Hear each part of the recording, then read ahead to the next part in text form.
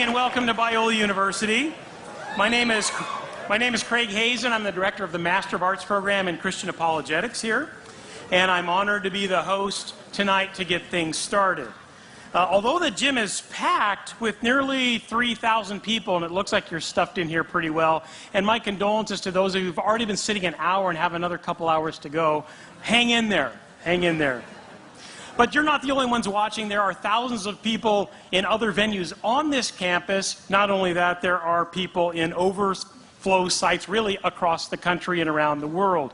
We have people in 30 states and 4 different countries watching this. And a special greeting to all of you who are watching across campus and in places such as Stockholm and Sri Lanka. I hope you really enjoy this.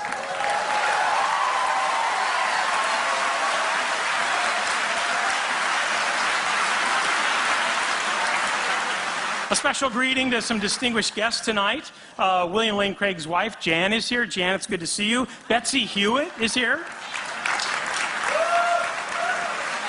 Yeah. My wife Karen Hazen is here. Dr. Barry Corey, the university president, is here.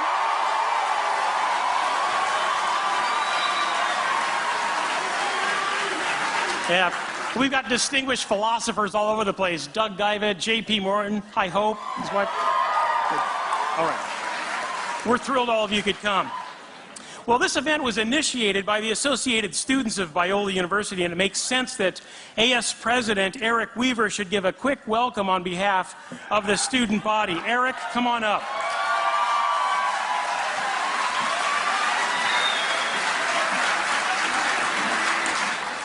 Good evening, everyone.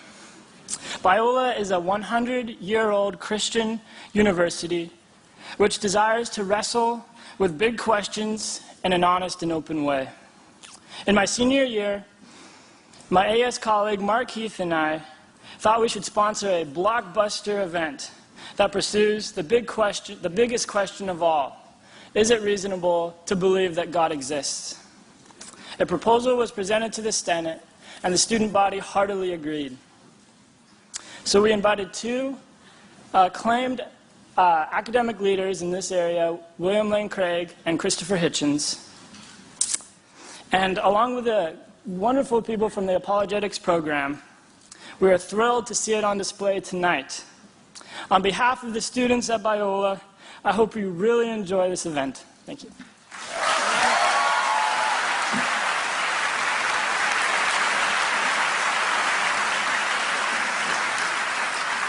Thank you for representing the students, Eric. You're a senior. How's that job search going in this economy? Is that going well? Is that going? Yeah. We'll give you some help. Oh no, our career service is on Biola first rank. Thank you. Well, the students got this going, but there is one other important sponsor, and that is the program that I direct, the Master of Arts program in Christian Apologetics. If you like wrestling with the big questions, the existence of God, evidence for the resurrection, the problem of evil, the historical reliability of the Bible, reconciling science and faith, this really is a degree program for you. And if you're watching at a distance and you're thinking, I can't do it because I don't live in Southern California, that's not the case. We have this amazing distance learning program, and it's really open to anybody, and you don't need to relocate to Southern California, although it was a very nice day today. You might want to consider it. Although they've just taxed us into oblivion, so you may want to reconsider that. If you want to find out about these programs, check out biola.edu, biola.edu, and go to the Christian Apologetics page on that site. Well, how is this all going to work tonight? It's pretty straightforward. In fact, your handy-dandy program will tell you what's going on right up at the top inside panel, the program, numbers 1 through 8. It'll guide you through what's taking place every step of the way during the debate. So take a look at that. Toward the end, we will have some time for questions, but as you notice, there's no mic sitting up in the aisles. We are going to throw it open to the students. We have a student section up there. Bravo. Students of all stripes. Now, it's your job tonight to think up some tough questions. And I expect you to actually vet them. That is, you may have learned in school that there's no such thing as a dumb question. That is not true. Okay? not to intimidate you, but check it out. Do peer review. If you come up with a question, run it by the person next to you or on either side, and let's see how it goes. So we'll throw it open for some Q&A time, and our thoughtful moderator will make sure it goes well. All right. Well, when we're done tonight, there's one other thing you need to be considering, and that is getting outside of this building to the pavilion right outside here and several places along the walkway to pick up the featured books tonight. One is God is Not Great by Christopher Hitchens, and another one is Reasonable Faith by William Lane Craig. These are the featured books. Pick them up and you can actually have them signed. To have them signed, just walk out this building, look for all the lights, and there's some tables out there, and our distinguished debaters will be out there signing books and answering your toughest questions right there at the table, I'm sure. If you've got a lot of books at home, in fact, you own a book so you don't need another one, perhaps you can buy some DVDs or CDs of some dynamite debates and lectures that Bill Craig has done around the world. These are first-rank materials, and our apologetics program is actually the center point for getting all of these. So if you want to get them tonight, they've got wonderful special deals. Check out the red flyer in your brochure, and that will tell you the scoop. You can even pre-order tonight's debate. If you'd like to get a copy of it, it's something you want to share with a lot of people. You can pre-order it tonight, fill out the form, take it to the table, and they'll move you right through. Well, we're delighted to have Mr. Hitchens here on campus, but we realize that we theists certainly have the home court advantage. I mean, being in a basketball court, that makes a lot of sense. After all, it's a Christian university, and it even says, all glory to God or something above the bleachers there. So clearly this is a home court advantage for the theists. And I imagine that the crowd here is over 2/3 evangelical Christian, although I'm thrilled to see the atheist and agnostic community turn out wearing T-shirts. I love that. Yeah, absolutely, yeah.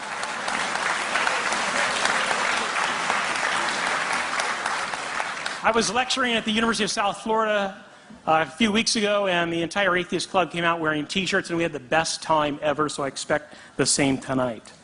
Well, since we have the home court advantage, those of you who are theists, believers in God, please let's be polite to Christopher Hitchens. He's known to say a provocative thing or two. So if you could practice your polite golf clap. All right, let's practice that. Practice that. No shouting, no hooting. There'll be plenty of opportunity for it, but let's restrain ourselves.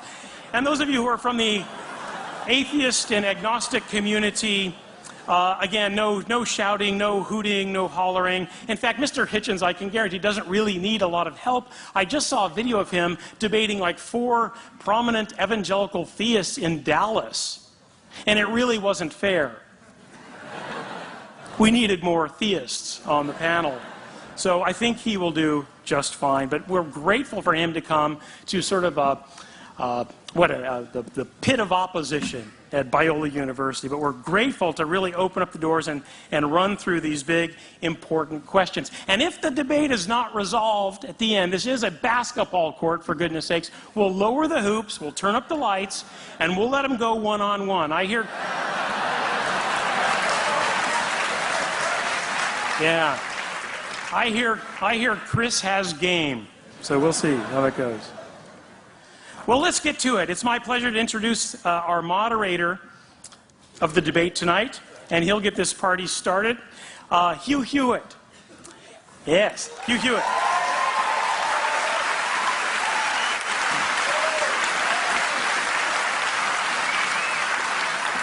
Hugh is a law professor and broadcast journalist whose nationally syndicated radio show is heard in more than 120 cities across the United States every weekday by more than 2 million listeners. By the way, locally, this program is heard on KRLA, which is 870 AM. I think it goes from like 3 to 6. Great program. In fact, I think it's one of the most important, smartest, fast-paced news and issues program on the airwaves today. So check that out. If you live in outlying regions, check hughhewitt.com to find out where he's broadcasting or podcasting. Professor Hewitt is a graduate of Harvard College and the University of Michigan Law School. He has been teaching constitutional law at Chapman University Law School since it opened in 1995. Hewitt is a frequent guest on all the big cable news networks and has written for the most important newspapers in the country. He's received 3 Emmys for his groundbreaking television work and is the author of 8 books, including 2 bestsellers.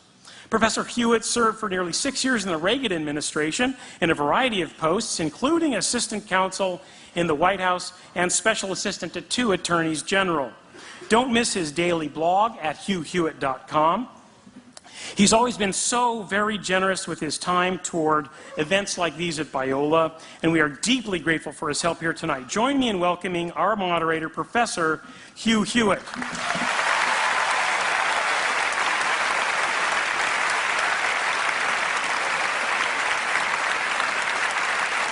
Thank you, ladies and gentlemen. Number 1, please turn off your cell phones. I repeat, please turn off your cell phones. Number 2, gentlemen, to the extent that any of you have jackets that are still on, please, as Ronald Reagan once used to say, feel free to just throw them on the floor. It is a little bit warm in here. Our guests, by virtue of this crowd, it is obvious, need no introduction. I am not going to waste time, then, on elaborate introductions. I just wish to thank them both for being willing to participate in this most important of conversations. It is the best of times, it is the best of times for those who like to argue about God in the public square, largely because of the rise of new atheists such as Mr. Hitchens, Richard Dawkins, my friend William Lobdell, and others who have once again put to the center of the public stage the question of whether or not God does exist and whether or not Jesus Christ is his son. And it is up to people like William Lane Craig, prolific author, much beloved professor here, to enter into that conversation in a way that is both persuasive and winsome. And so without further ado, allow me to welcome up Vanity Fair columnist, prolific author, my friend, and a champion of freedom, Christopher Hitchens.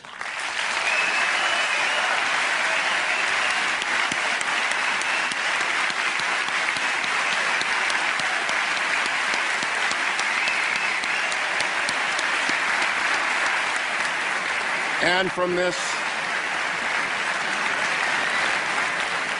this extraordinary lighthouse institution, another prolific author and apologist, a scholar extraordinaire, who, like Mr. Hitchens, has his Ph.D. from a wonderful English university, Professor William Lane Craig. Please, Professor.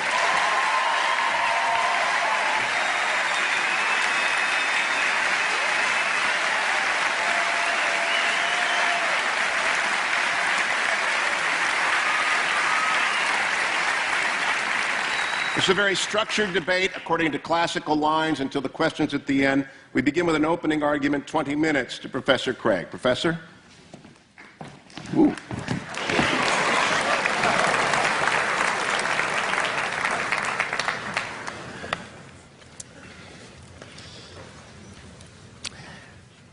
Good evening. I am very excited to be participating in this debate tonight. Jan and I used to sit in those very bleachers right over there watching our son John run up and down this court as a forward on the Biola Eagles. And so I feel like I'm playing on the home court tonight. And I want to commend Mr. Hitchens for his willingness to come into this den of lambs and to defend his views tonight. On the other hand, if I know Biola students, I suspect that a good many of you, when you came in tonight, said to yourself, I'm going to check my own views at the door, and I'm going to assess the arguments as objectively as possible. I welcome that challenge. You see, the question of God's existence is of interest not only to religion, but also to philosophy. Now, Mr. Hitchens has made it clear that he despises and disdains religion, but presumably he is not so contemptuous of philosophy. Therefore, as a professional philosopher, I'm going to approach tonight's question philosophically, from the standpoint of reason and argument. I'm convinced that there are better arguments for theism than for atheism. So, in tonight's debate, I'm going to defend 2 basic contentions. First, that there's no good argument that atheism is true.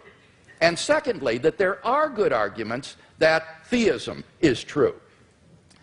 Now, notice carefully the circumscribed limits of those contentions. We're not here tonight to debate the social impact of religion, or Old Testament ethics, or biblical inerrancy. All interesting and important topics, no doubt, but not the subject of tonight's debate, which is the existence of God. Consider then my first contention, that there's no good argument that atheism is true. Atheists have tried for centuries to disprove the existence of God, but no one's ever been able to come up with a successful argument. So, rather than attack straw men at this point, I'll just wait to hear Mr. Hitchens present his arguments against God's existence, and then I'll respond to them in my next speech. In the meantime, let's turn to my second main contention, that there are good arguments that theism is true.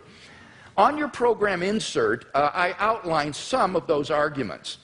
Number one, the cosmological argument. The question of why anything at all exists is the most profound question of philosophy. The philosopher Derek Parfit says, no question is more sublime than why there is a universe, why there is anything, rather than nothing. Typically, atheists have answered this question by saying that the universe is just eternal and uncaused.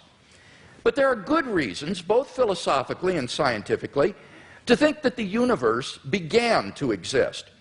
Philosophically, the idea of an infinite past seems absurd. Just think about it. If the universe never began to exist, that means that the number of past events in the history of the universe is infinite. But mathematicians recognize that the existence of an actually infinite number of things leads to self-contradictions. For example, what is infinity minus infinity? Well, mathematically, you get self-contradictory answers. This shows that infinity is just an idea in your mind, not something that exists in reality. David Hilbert, perhaps the greatest mathematician of the 20th century, wrote, "The infinite is nowhere to be found in reality. It neither exists in nature nor provides a legitimate basis for rational thought. The role that remains for the infinite to play is solely that of an idea." But that entails that since past events are not just ideas, but are real, the number of past events must be finite. Therefore, the series of past events can't go back forever. Rather, the universe must have begun to exist. This conclusion has been confirmed by remarkable discoveries in astronomy and astrophysics. In one of the most startling developments of modern science, we now have pretty strong evidence that the universe is not eternal in the past, but had an absolute beginning about 13 billion years ago in a cataclysmic event known as the Big Bang. What makes the Big Bang so startling is that it represents the origin of the universe from literally nothing. For all matter and energy, even physical space and time themselves, came into being at the Big Bang. As the physicist P.C.W. Davies explains, the coming into being of the universe, as discussed in modern science, is not just a matter of imposing some sort of organization upon a previous incoherent state, but literally the coming into being of all physical things from nothing. Now, this puts the atheist in a very awkward position. As Anthony Kinney of Oxford University urges, a proponent of the Big Bang theory, at least if he is an atheist, must believe that the universe came from nothing and by nothing. But surely that doesn't make sense. Out of nothing, nothing comes. So why does the universe exist instead of just nothing? Where did it come from? There must have been a cause which brought the universe into being. Now, as the cause of space and time, this being must be an uncaused, timeless, spaceless, immaterial being of unfathomable power. Moreover, it must be personal as well. Why? Because the cause must be beyond space and time. Therefore, it cannot be physical or material. Now, there are only two kinds of things that fit that description. Either an abstract object, like numbers, or else a personal mind. But abstract objects can't cause anything. Therefore, it follows that the cause of the universe is a transcendent, intelligent mind. Thus, the cosmological argument gives us a personal creator of the universe. 2, the teleological argument. In recent decades, scientists have been stunned by the discovery that the initial conditions of the Big Bang were fine-tuned for the existence of intelligent life with a precision and delicacy that literally defy human comprehension. This fine-tuning is of two sorts. First, when the laws of nature are expressed as mathematical equations, you find appearing in them certain constants, like the gravitational constant. These constants are not determined by the laws of nature. The laws of nature are consistent with a wide range of values for these constants. Second, in addition to these constants, there are certain arbitrary quantities put in as initial conditions on which the laws of nature operate. For example, the amount of entropy or the balance between matter and antimatter in the universe. Now, all of these constants and quantities fall into an extraordinarily narrow range of life-permitting values. Were these constants or quantities to be altered by less than a hair's breadth, the balance would be destroyed and life would not exist. To give just one example, the atomic weak force, if it were altered by as little as 1 part out of 10 to the 100th power, would not have permitted a life-permitting universe. Now, there are 3 possible explanations of this remarkable fine-tuning: physical necessity, chance, or design. Now, it can't be due to physical necessity because the constants and quantities are independent of the laws of nature. In fact, string theory predicts that there are around 10 to the 500th power different possible universes consistent with nature's laws. So could the fine-tuning be due to chance? Well, the problem with this alternative is that the odds against the fine-tunings occurring by accident are so incomprehensibly great that they cannot be reasonably faced. The probability that all the constants and quantities would fall by chance alone into the infinitesimal life-permitting range is vanishingly small. We now know that life-prohibiting universes are vastly more probable than any life-permitting universe. So if the universe were the product of chance, the odds are overwhelming that it would be life-prohibiting. In order to rescue the alternative of chance, its proponents have therefore been forced to resort to a radical metaphysical hypothesis, namely that there exists an infinite number of randomly ordered, undetectable universes composing a sort of world ensemble or multiverse of which our universe is but a part. Somewhere in this infinite world ensemble, finely tuned universes will appear by chance alone, and we happen to be one such world. Now, wholly apart from the fact that there's no independent evidence that such a world ensemble even exists, the hypothesis faces a devastating objection. Namely, if our universe is just a random member of an infinite world ensemble, then it is overwhelmingly more probable that we should be observing a much different universe than what we in fact observe. Roger Penrose has calculated that it is inconceivably more probable that our solar system should suddenly form through a random collision of particles than that a finely tuned universe should exist. Penrose calls it utter chicken feed by comparison. So, if our universe were just a random member of a world ensemble, it is inconceivably more probable that we should be observing an orderly region no larger than our solar system. Observable universes like those are simply much more plenteous in the world ensemble than finely tuned worlds like ours, and therefore ought to be observed by us. Since we do not have such observations, that fact strongly disconfirms the multiverse hypothesis. On atheism, at least, then, it is highly probable that there is no world ensemble. The fine-tuning of the universe is therefore plausibly due neither to physical necessity nor to chance. It therefore follows logically that the best explanation is design. Thus, the teleological argument gives us an intelligent designer of the cosmos. 3. the moral argument. If God does not exist, then objective moral values do not exist. By objective moral values, I mean moral values which are valid and binding, whether we believe in them or not. Many theists and atheists agree that if God does not exist, then moral values are not objective in this way. Michael Roos, a noted philosopher of science, explains, the position of the modern evolutionist is that morality is a biological adaptation, no less than our hands and feet and teeth. Considered as a rationally justifiable set of claims about an objective something, ethics is illusory. I appreciate that when somebody says, love thy neighbor as thyself, they think they are referring above and beyond themselves. Nevertheless, such reference is truly without foundation.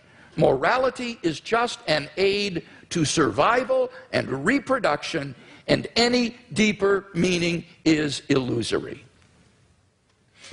Like Professor Roos, I just don't see any reason to think that in the absence of God, the morality which has emerged among these imperfectly evolved primates we call Homo sapiens is objective. And here Mr. Hitchens seems to agree with me. He says moral values are just innate predispositions ingrained into us by evolution. Such predispositions, he says, are inevitable for any animal endowed with social instincts. On the atheistic view, then, an action like rape is not socially advantageous, and so in the course of human development has become taboo. But that does absolutely nothing to prove that rape is really morally wrong. On the atheistic view, there's nothing really wrong with raping someone. But the problem is that objective values do exist, and deep down we all know it. In moral experience, we apprehend a realm of objective moral goods and evils. Actions like rape, cruelty, and child abuse aren't just socially unacceptable behavior, they're moral abominations. Some things, at least, are really wrong. Similarly, love, equality, and self-sacrifice are really good. But then it follows logically and necessarily that God exists. Number 4, the resurrection of Jesus. The historical person, Jesus of Nazareth, was a remarkable individual. Historians have reached something of a consensus that the historical Jesus came on the scene with an unprecedented sense of divine authority, the authority to stand and speak in God's place. He claimed that in himself the kingdom of God had come. And as visible demonstrations of this fact, he carried out a ministry of miracle working and exorcisms. But the supreme confirmation of his claim was his resurrection from the dead. If Jesus did rise from the dead, then it would seem that we have a divine miracle on our hands, and thus evidence for the existence of God. Now, most people probably think that the resurrection of Jesus is something you just believe in, by faith or not. But there are actually 3 established facts recognized by the majority of New Testament historians today, which I believe are best explained by the resurrection of Jesus.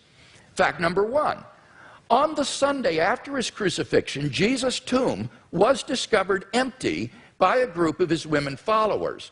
According to Jakob Kramer, an Austrian specialist, by far most scholars hold firmly to the reliability of the biblical statements about the empty tomb. Fact number 2, on separate occasions, different individuals and groups experienced appearances of Jesus alive after his death. According to the prominent New Testament critic Gerd Ludemann, it may be taken as historically certain that the disciples had experiences after Jesus' death in which Jesus appeared to them as the risen Christ. These appearances were witnessed not only by believers, but also by unbelievers, skeptics, and even enemies. Fact number 3, the original disciples suddenly came to believe in the resurrection of Jesus, despite having every predisposition to the contrary. Jews had no belief in a dying, much less rising Messiah, and Jewish beliefs about the afterlife prohibited anyone's rising from the dead before the resurrection at the end of the world. Nevertheless, the original disciples came to believe so strongly that God had raised Jesus from the dead that they were willing to die for the truth of that belief. N.T. Wright, an eminent New Testament scholar, concludes, "That is why, as a historian, I cannot explain the rise of early Christianity unless Jesus rose again, leaving an empty tomb behind him." Attempts to explain away these three great facts, like the disciples stole the body or Jesus wasn't really dead, have been universally rejected by contemporary scholarship.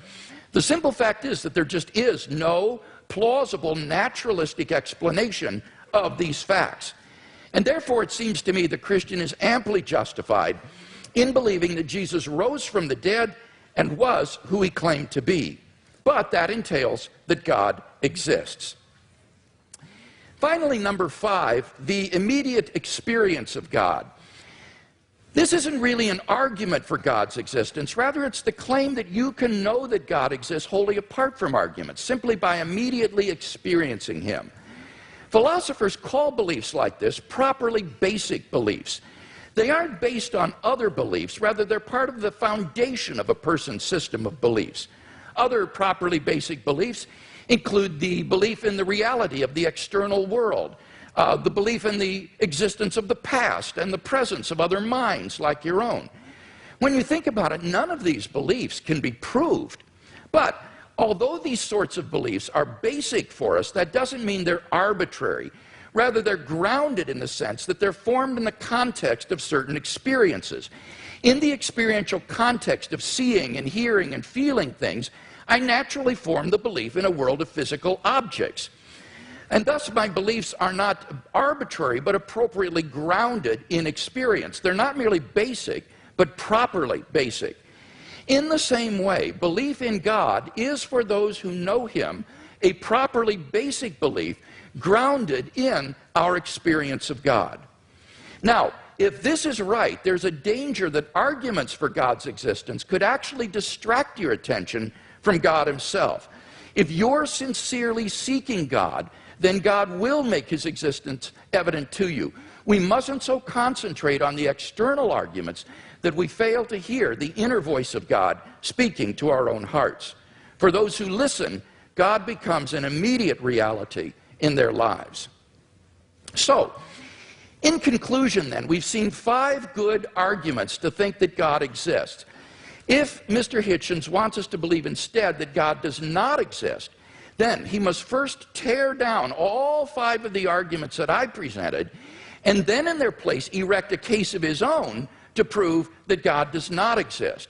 Unless and until he does that, I think that theism is the more plausible worldview.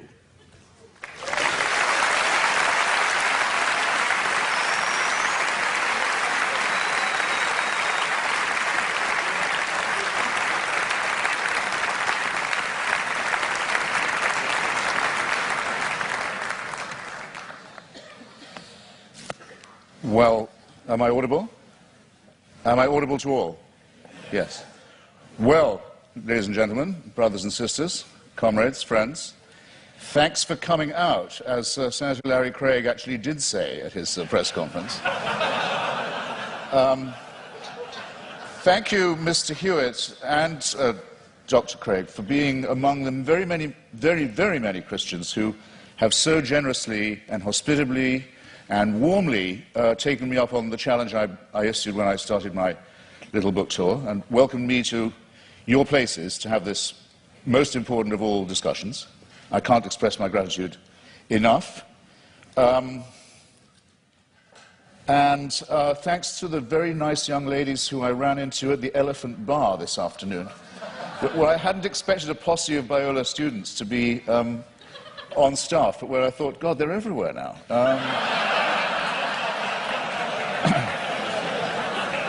Now, what I have discovered in voyaging around this country and others in this debate, and just debating with Hindus, with Muslims, with the Jews, with Christians of all stripes, is that the arguments are all essentially the same for belief in the supernatural, for belief in faith, for belief in God, but that there are very interesting and noteworthy discrepancies between them.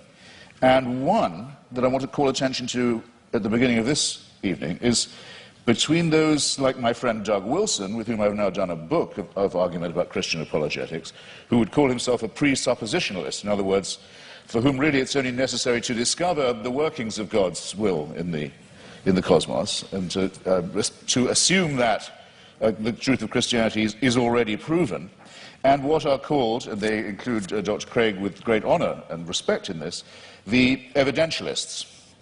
Now, I want to begin by saying that this distinction strikes me first as a very charming distinction, and second as false, or perhaps as a distinction without a difference. Well, why do I say charming?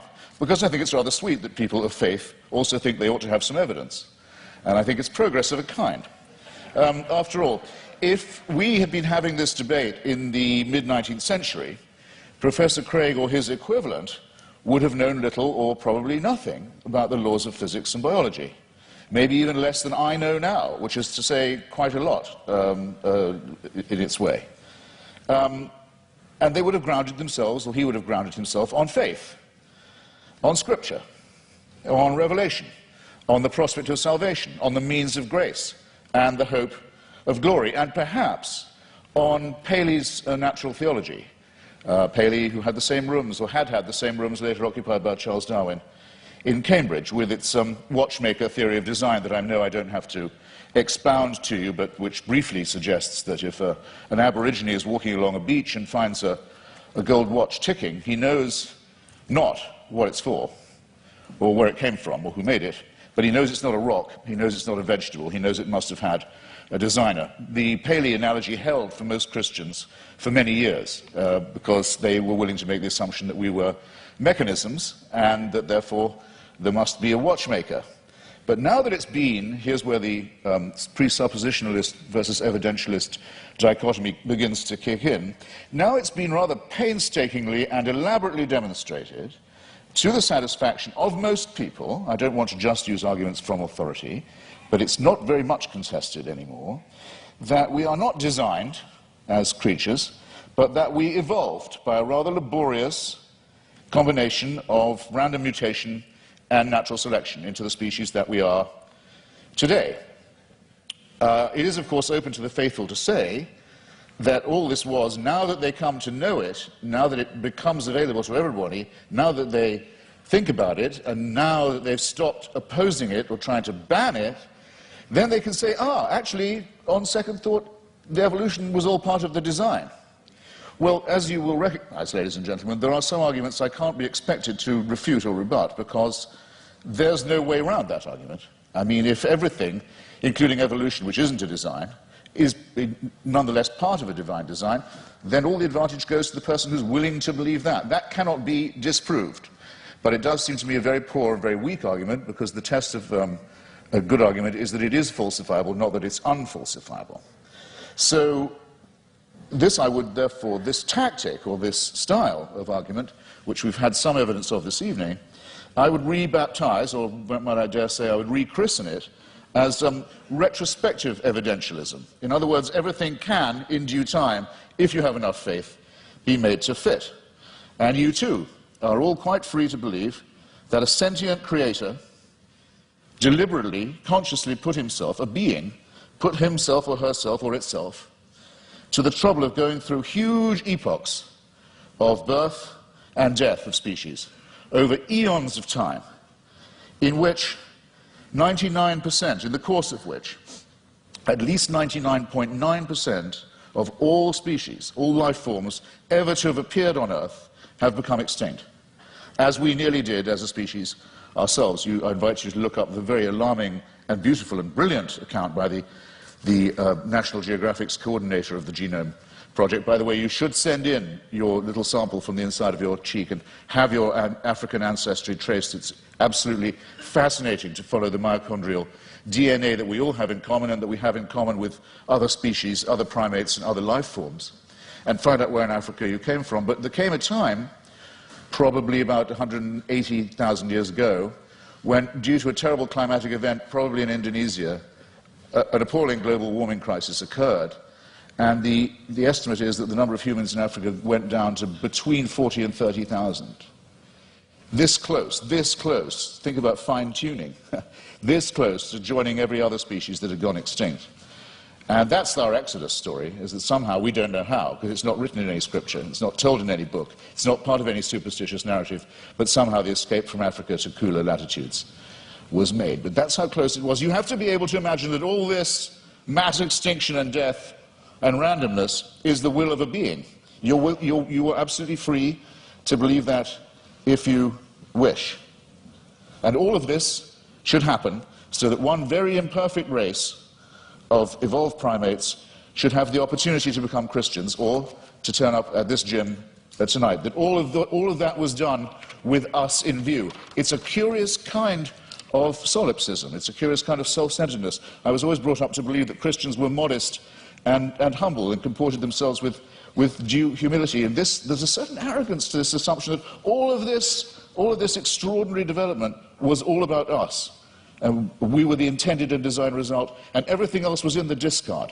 The tremendous wastefulness of it, the tremendous cruelty of it, the tremendous caprice of it, the tremendous tinkering and incompetence of it, never mind. At least we're here, and we can be people of faith.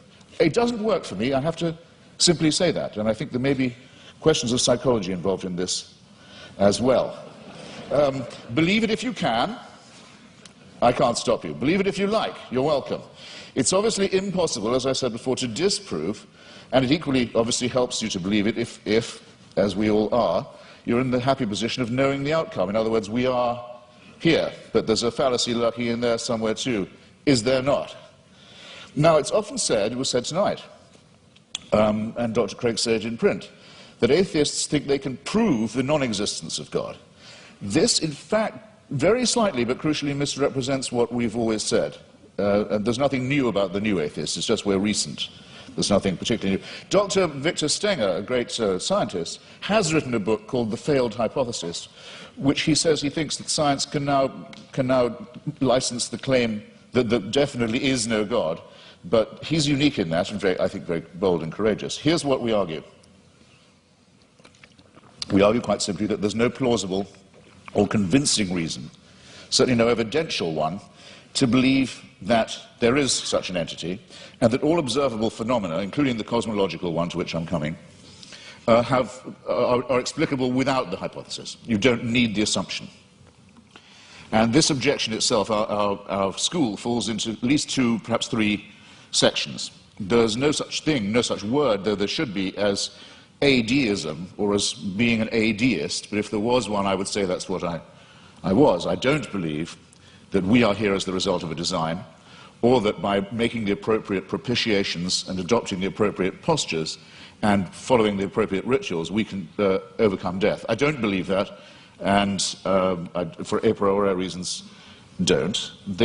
If there was such a force, which I cannot prove by definition that there was not, if there was an entity that was responsible for the beginning of the cosmos, and that also happened to be busily engineering the very laborious production of life on our little planet, it still wouldn't prove that this entity cared about us, answered prayers, cared what church we went to, or whether we went to one at all, cared who we had sex with, or in what position, or by what means, cared what we ate, or on what day, cared whether we lived or died. There's no reason at all why this entity isn't completely indifferent to us. You cannot get from deism to theism except by a series of extraordinarily generous to yourself assumptions. The deist has all his work still ahead of him to show that it leads to revelation, to redemption, to salvation, or to suspensions of the natural order, in which hitherto you've been putting all your faith, all your evidence is on scientific and natural evidence, or why not, for a change of pace and a change of taste, say yes, but sometimes this same natural order, which is so miraculous in observation, no question about it, is so impressive in its favoring the conditions for life in some ways, but it's randomly suspended when miracles are required. So with caprice and contempt, these laws turn out not to be so important after all, as long as the truth of religion can be proved by their being rendered inoperative. This is having it both ways in the most promiscuous and exorbitant manner in my submission. Bear in mind also that these are not precisely the differences between Dr. Craig and myself, I mean, morally or intellectually equivalent claims. After all, Dr. Craig, to win this argument, has to believe and prove to a certainty. He's not just saying there might be a God, because he has to say there must be one, otherwise we couldn't be here and there couldn't be morality. It's not a contingency for him. I have to say that I appear as a skeptic who believes that doubt is the great engine, the great fuel of all inquiry, all discovery, and all innovation, and that I doubt these things. The disadvantage, it seems to me, in the argument goes to the person who says, no, I know it, it must be true, it is true. We're too early in the study of physics and biology, it seems to me, to be dealing in certainties of that kind, especially when the stakes are so high. It seems to me, to put it in a condensed form, extraordinary claims, such as the existence of a divine power with a son who cares enough to come and redeem us, extraordinary claims require truly extraordinary evidence. I don't think any of the evidence we heard from Dr. Craig, brilliantly marshalled as it was extraordinary enough to justify the extreme claims that are being made and backed by it. Hypocrisy, said La Rochefoucauld, is the compliment that vice pays to virtue. Retrospective evidentialism strikes me in something of the same sort of light. It's a concession made to the need for fact. Maybe we better have some evidence to go along with our faith, but look at what Dr. Craig says in his book.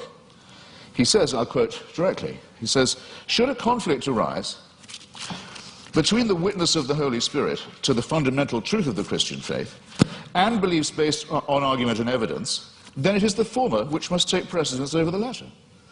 He adds not vice versa, but a good editor, I think, would have told you, you don't have to put the vice versa in. It's clear enough as it is. I'll say it again. Should a conflict arise between the witness of the Holy Spirit to the fundamental truth of the Christian faith and beliefs based on argument and evidence, then it's the former which must take precedence over the latter. That's not evidentialism. That's just faith.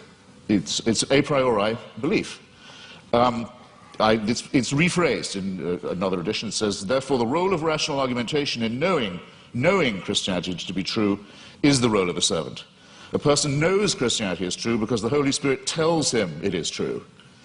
And while argument and evidence can be used to support this conclusion, they cannot legitimately overrule it. Now, then he goes on to say, the Bible says all men are without excuse. Even those who are given no reason to believe, and many persuasive reasons to disbelieve, have no excuse, because the ultimate reason they do not believe is that they have deliberately rejected God's Holy Spirit. That would have to be me. But you see where this lands you, ladies and gentlemen, with the Christian apologetic. You're told you're a miserable sinner who is without excuse. You've disappointed your God in who made you, and you've been so ungrateful as to rebel. You're contemptible, you're worm-like, but you can take heart. The whole universe was designed with just you in mind.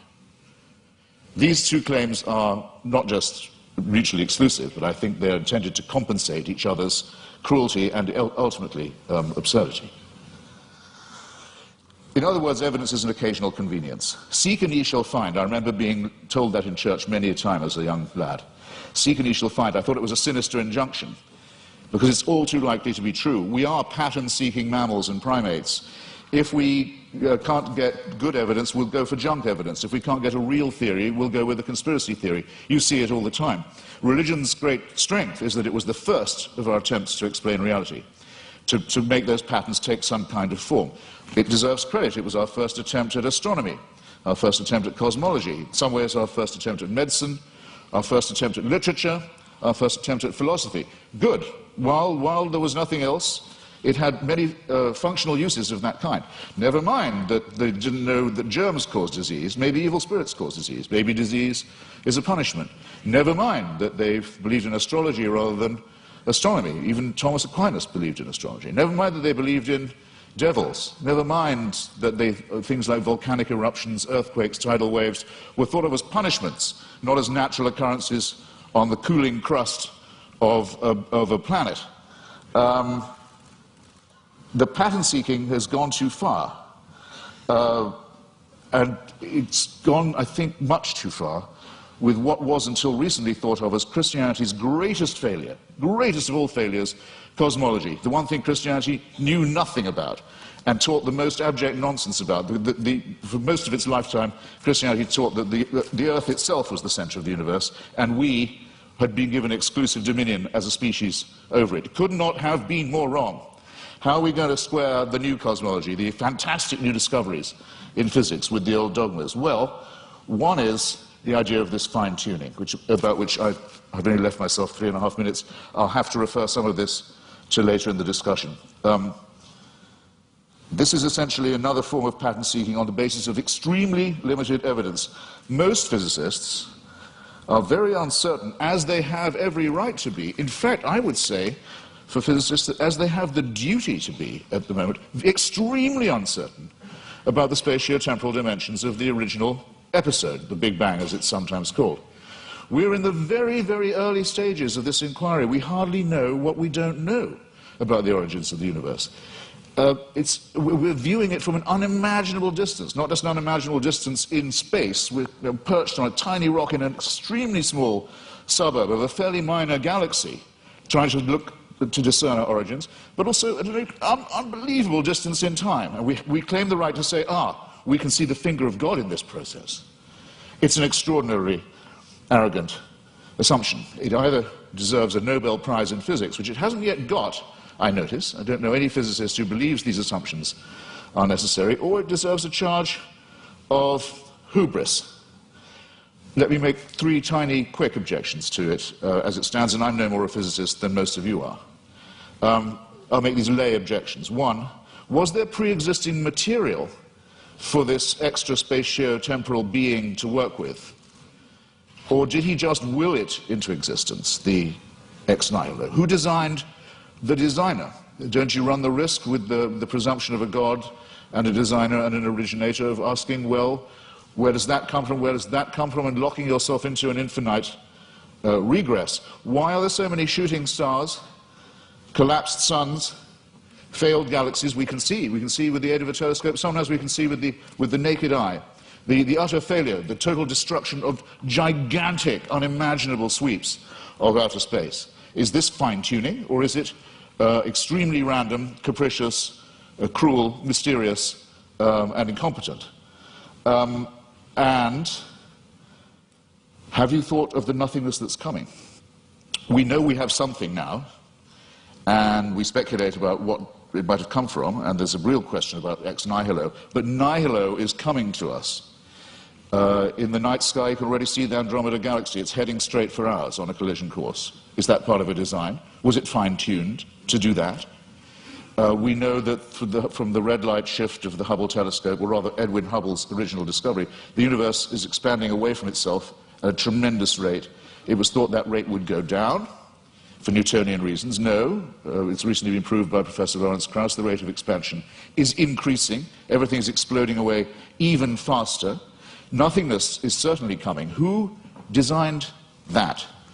And that's all if before these things happen, we don't have the destruction of our own little solar system, in which already there's only one planet where anything like life can possibly be supported. All the other planets are too hot or too cold to support any life at all, and the sun is due to swell up, burn us to a crisp, boil our oceans and die, as we've seen all the other suns do in the night sky. This is not fine-tuning, ladies and gentlemen, and if it's the work of a designer, then there's an indictment to which that designer may have to be subjected. I'm out of time. I'm very grateful for your kindness and hospitality. Thank you.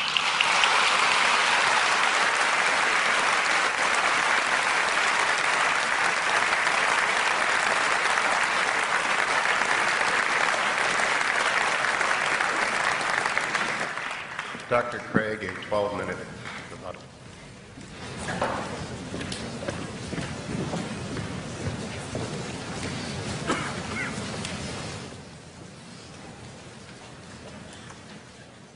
You'll remember that in my opening speech, I said I would defend 2 basic contentions in tonight's debate. First, that there's no good argument that atheism is true. Now, far from being a point of contention tonight, as far as I understood Mr. Hitchens' last speech, he would agree with that first statement, that there is no good argument that atheism is true. He says, I simply don't have any positive reason to believe in God, but he doesn't really give an argument against God's existence. Indeed, he seems to suggest that's impossible. But notice that doesn't prove atheism. That just leaves you with agnosticism, namely, you don't know if there's a God or not. So at best, you're left merely with agnosticism. We don't see any good reason to think that atheism is true.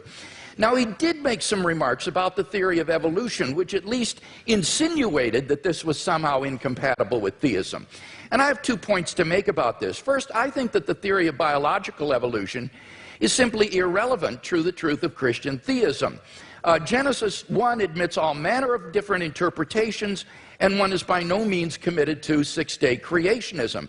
Howard Van Til, who is a professor at Calvin College, writes, is the concept of special creation required of all persons who trust in the Creator God of Scripture?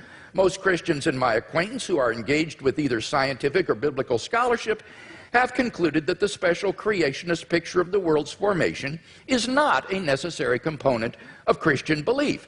Nor is this a retreat caused by modern science. St. Augustine in the AD 300s, in his commentary on Genesis, pointed out that the days don't need to be taken literally, nor need the creation be a few thousand years ago.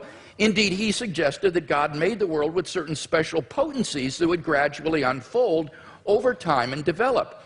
And this interpretation came 1,500 years before Darwin, so that it is not a forced retreat in the face of modern science. So any doubts that I would have about the theory of biological evolution would be not biblical, but rather scientific. Namely, what it imagines is fantastically improbable. Barrow and Tipler, 2 physicists, in their book The Anthropic Cosmological Principle, list 10 steps in the course of human evolution, each of which is so improbable that before it would occur, the sun would have ceased to be a main sequence star and incinerated the Earth. And they calculate the probability of the evolution of the human genome to be somewhere between 4 to the negative 180th power to the 110,000th power, and 4 to the negative 360th power to the 110,000th power.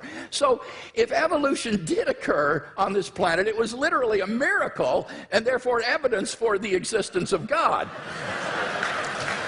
So I don't think this is an argument for atheism. Quite the contrary, it really provides good grounds for thinking that God superintended the process of biological development.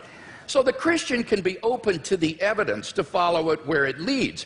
By contrast, as Alvin Plantinga has said, for the naturalist, evolution is the only game in town. No matter how fantastic the odds, no matter how improbable, it's got to be true, because there is no intelligent creator and designer. So in one sense, you've got to feel a little sorry for the atheist. He can't really follow the evidence where it leads. His presuppositions determine the outcome. By contrast, if there is a fine-tuner and creator of the universe, then already in the initial conditions of the Big Bang, you have an elaborately designed universe that permits the evolution and existence of intelligent life. And I think evolution simply layers on more improbability. Now, Mr. Hitchens says, but why did God wait so long, all that waste during this time? Well, that sort of concern with efficiency is only of importance to someone with either limited time or limited resources, or both. But in the case of God, he has both unlimited resources and unlimited time, and therefore it's simply not important to do this in a quick way.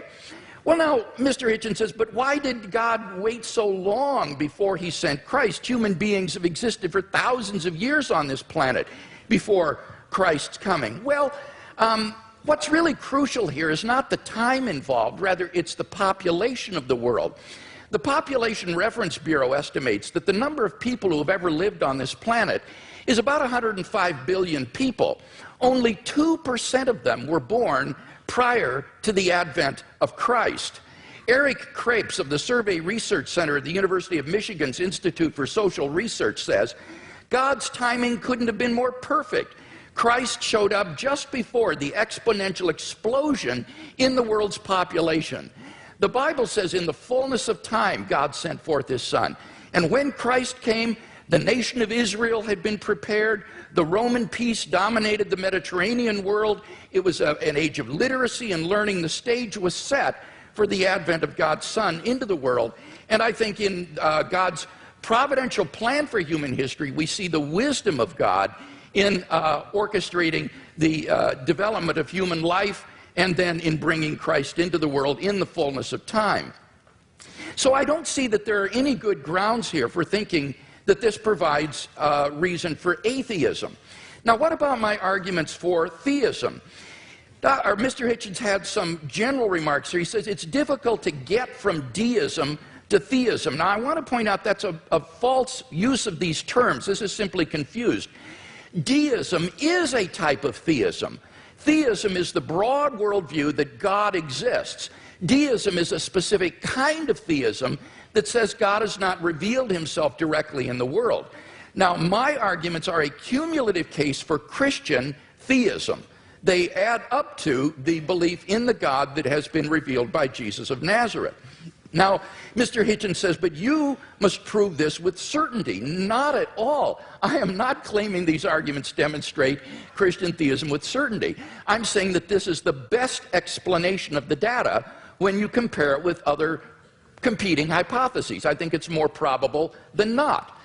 He quotes me as to saying the Holy Spirit's witness is the basis for knowing Christianity to be true, and I affirm that. I think the fundamental way in which we know Christianity is true is through the objective inner witness of God's Holy Spirit, what I called the immediate knowledge of God himself in my fifth point. On the basis of that, we have a properly basic belief in the existence of God and the truth of Christianity. But when it comes to showing someone else that what we know through the witness of the Holy Spirit is true, here we appeal to argument and evidence as I've done tonight. And the arguments and evidence that I've appealed to are largely deductive arguments. This isn't retrospective evidentialism. These are deductive arguments. If the premises are true, then you cannot deny the conclusion on pain of irrationality because the conclusions follow with logical necessity from the premises. So the only way to deny the conclusion is you've got to show me which of the premises are false. That's why you've got that program insert with the premises in your program for these arguments. Mr. Hitchens needs to identify which premises of the argument he rejects as false if he's to reject the conclusions. Now, with respect to my cosmological argument, notice that he didn't dispute whatever begins to exist has a cause, nor did he dispute the philosophical and scientific arguments for the beginning of the universe. All he asked was the question, was there pre-existent material? The answer is no, there was not. As Barrow and Tipler point out, at this singularity, space and time came into existence. Literally nothing existed before the singularity. So if the universe originated at such a singularity, we would truly have a creation ex nihilo, that is, out of nothing. And this isn't talking religion, folks. This is talking contemporary cosmology. So the first argument, it seems to me, is unrefuted. What about the fine-tuning argument? Here he said, well, scientists are terribly uncertain about the fine-tuning argument. Well, I think that's simply not the case. Sir Martin Rees, the Royal Astronomer Royal of Great Britain, has said, the laws governing our universe appear to be finely tuned for our existence. Everywhere you look, there are yet more examples. Wherever physicists look, they see examples of fine-tuning. Ernest McMullen, philosopher of science, says it seems safe to say that later theory, no matter how different it may be, will turn up approximately the same numbers. And the numerous constraints that have to be imposed on these numbers seem both too specific and too numerous to evaporate entirely. So that it's very unlikely that this fine-tuning is going to vanish or be explained away. Now, Mr. Hitchens responds, but we're headed toward nothingness. We're ultimately going to be doomed, and therefore the universe is not designed. Well, now, this is not a very powerful objection. The temporal duration of something is irrelevant to whether it's been designed. The products of human intelligence and engineering, like computers and automobiles, will eventually decay, and cease to exist, but that doesn't mean they weren't designed. I think the real objection he's getting at here is, why would God create mankind only to have it go extinct? But of course, you see, on the Christian view, that's false. That is an atheistic assumption. On the Christian view, life does not end at the grave, and God has given assurance of this by raising Jesus from the dead. So the objection simply has no purchase against Christian theism. So it seems to me that the fine-tuning argument is also unrefuted. What about the moral argument? We saw that without God there are no objective moral values. Mr. Hitchens agrees with this. And yet he himself affirms over and over again moral statements, like the moral reprobation of religious intolerance and violence in the name of religion. So he does affirm objective values, but without any basis for it. What I can offer him as a theist is a transcendent basis for the objective moral values and duties that we both want to affirm. Fourthly, the resurrection of Jesus. Again, there was no response to this. Let me simply quote N.T. Wright in his recent study of the resurrection. He says that the empty tomb and the appearances of Jesus have a historical probability so high as to be virtually certain, like the death of Augustus in AD 14 or the fall of Jerusalem in AD 70. So we are on very solid ground in affirming these three facts that I mentioned in my opening speech, and I can't think of any better explanation than the ones that the eyewitness gave, namely that God raised Jesus from the dead. Finally, the immediate experience of God.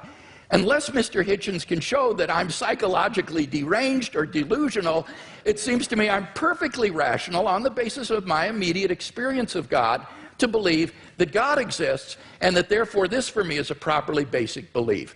So I think all of these arguments stand intact despite his refutation. We've seen no argument for atheism, so clearly the weight of the evidence falls on the side of the scale for Christian theism tonight.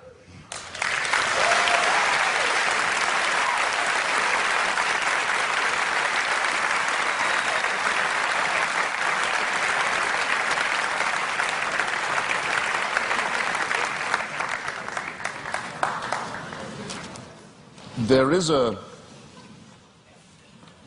terminological problem here, which may conceal more than just terminological difficulty. The proposition that atheism is true, or that is a misstatement of what I have to prove and what we believe. There's an argument among some of us as to whether we need the word at all. In other words, I don't have a special name for my unbelief in tooth fairies, say, or witches, or in Santa Claus. I just don't think that they're there. I don't have to prove a tooth fairyism. I don't have to prove a Santa Clausism. I don't have to prove a witchism. It's just, I have to say, I think that those who do believe these things have never been able to make a plausible or intelligible case for doing so. That's not agnosticism, because it seems to me that if you don't think there is any evidence, you're wrong to take refuge in saying you're neutral. You ought to have the courage to answer the question, which one is regularly asked: are you an atheist or not? Yes, I will say, I am. You can't tell anything else about me. You can't tell anything else about what I think, about what I believe, about what my politics are, or my other convictions. It's just that I don't believe in the existence of a supernatural dimension, and I've never been shown any evidence that any process observable to us cannot be explained by more satisfactory and more convincing means.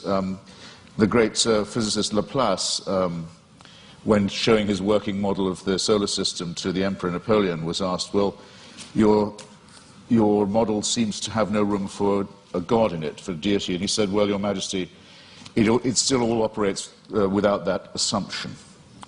Now, here's what you would have to believe if you thought that this was all designed.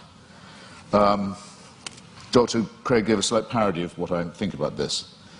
It could be true, but you'd have to imagine, let's say the human species has been, Homo sapiens has been with us, some people say as long as 250,000 years,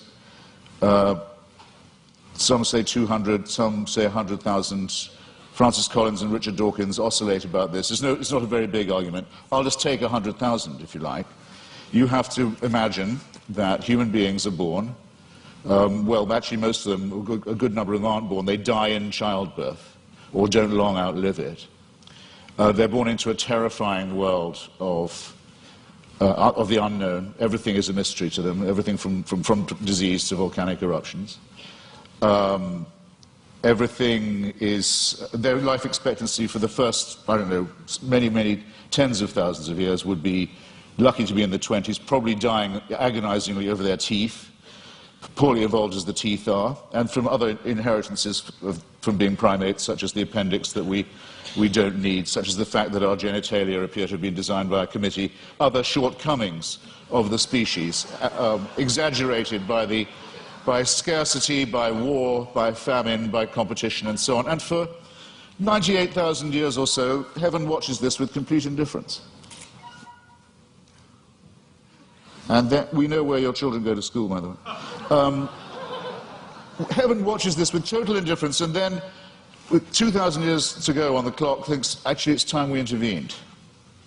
We can't go on like this. Why don't we have someone tortured to death in Bronze Age Palestine? That should teach them. That should give them the chance of redemption.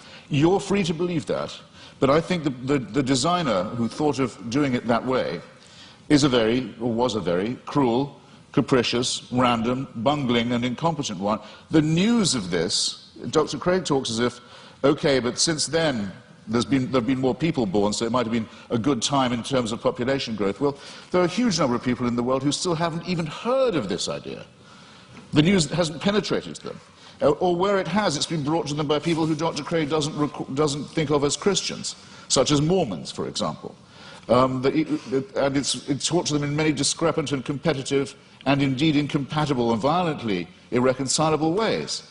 And there's been a lot of argument in the church and the churches all this time about, well, okay, what is the answer to that? What about all the people who never could have heard the good news, or who never will hear it, or still haven't been reached by it, and who've died not knowing about it? What happens to them? How can they be saved? Well, the argument is that it's all somehow made retrospective. And with so many of these arguments, I just comment on these, well, how convenient. Because if you're willing to make assumptions of this kind, then really evidence is only ancillary to what you are advancing. Now, I didn't have the chance. Oh, and just on Mr. Wright, sorry, I scrawled a note to myself. In your first round, Doctor, you said that N.T. Wright, who's an impressive person, says that no explanation of the success of Christianity is possible that doesn't rest on the terms of its being true. In other words, Wright says it was so successful, it must have been, and the people were so strongly motivated to believe it, that it must have been true. I regard that as a very, very unsafe assumption. Or if it is a safe one, then it must surely apply to Islam and to Mormonism. I mean, these are two very, very, very fast-growing religions, have people prepared to sacrifice enormously for it, have ancestors who were absolutely determined of the truth of it at the time, and who made extraordinary conquests in its name. If you're going to grant this for one religion, it seems to me you have to be willing, not just willing, you may indeed be compelled to make this concession for all of them. And that, I think, would be not just an unsafe assumption, but for most of you here, a distinctly unwelcome one. Now, I didn't get the chance, because I out-talked myself, and I'm sorry for it, to get to the moral dimension. And I'm interested that the word objective morality is the one that Dr. Craig chooses. Usually arguments about morality are whether morality is, so to say, absolute, or whether it's relative. As to objectivity, I think it's a very good compromise word, by the way, and I'm very happy to accept it. But the problem with morality is this, in respect of religion. You can't prove that anyone behaves any better if they refer this problem upward to a supreme dictator of a celestial kind.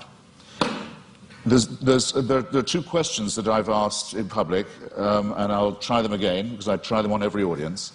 They're very simple ones. First, you have to name for me, or challenges, let's say, rather than questions. You have to name for me an ethical action or an ethical statement, or moral action, moral statement made or undertaken by a believer that I couldn't undertake or say, I couldn't state or do.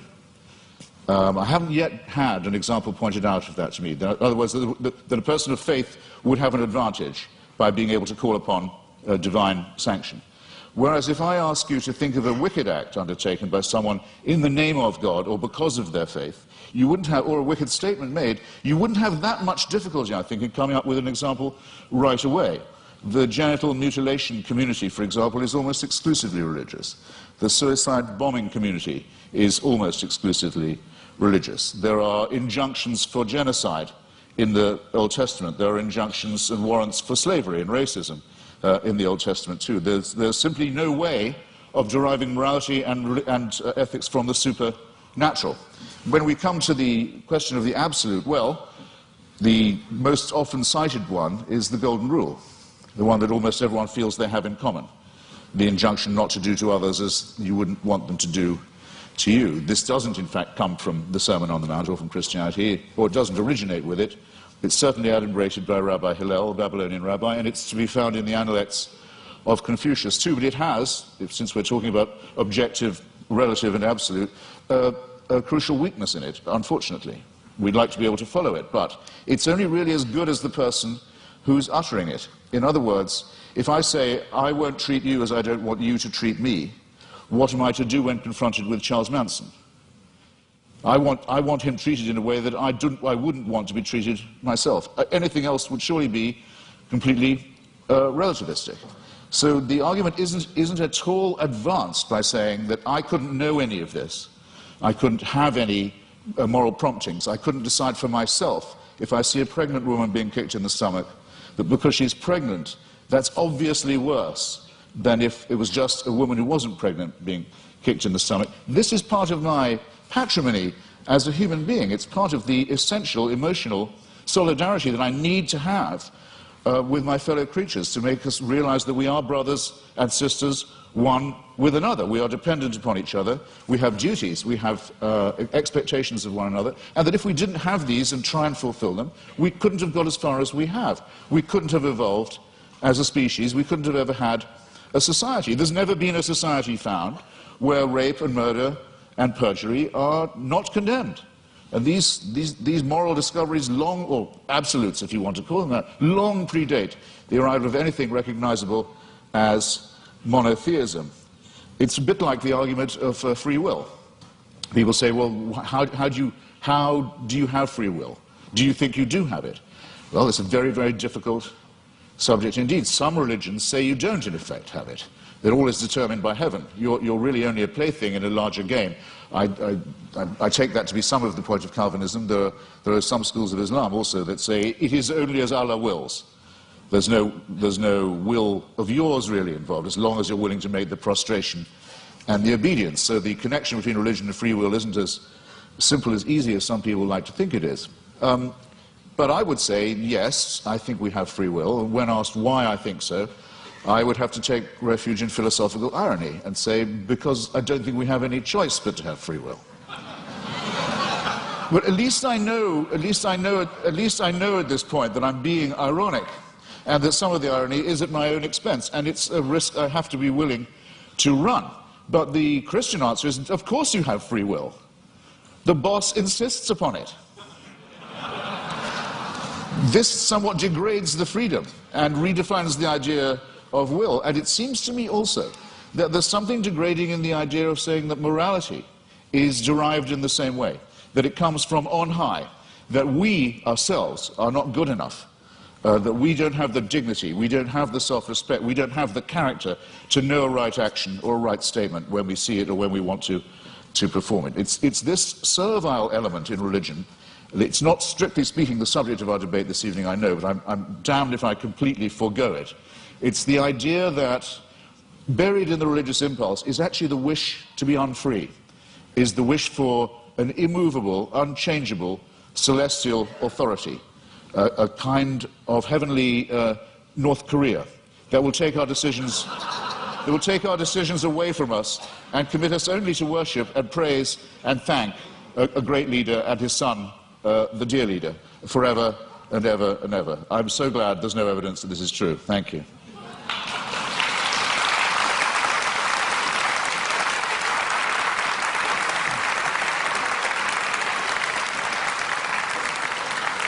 We now enter the period of cross-examination, which trial-like allows the questioner to pose and the answer only to answer and not to repeat the question or to dodge. 6 minutes of questions begin to Dr. Craig, followed by 6 minutes of questions to Mr. Hitchens. Dr. Craig, your questions for Mr. Hitchens. All right, let's talk first about whether there are any good arguments to think that atheism is true. Now, it seems to me that you're rather ambivalent here, that you say, you redefine atheism to mean a sort of atheism or non-theism. That's what it means. But how do you distinguish then the different varieties of non-theism? For example, what is normally called atheism, agnosticism, or the view of verificationists that the statement God exists is simply meaningless?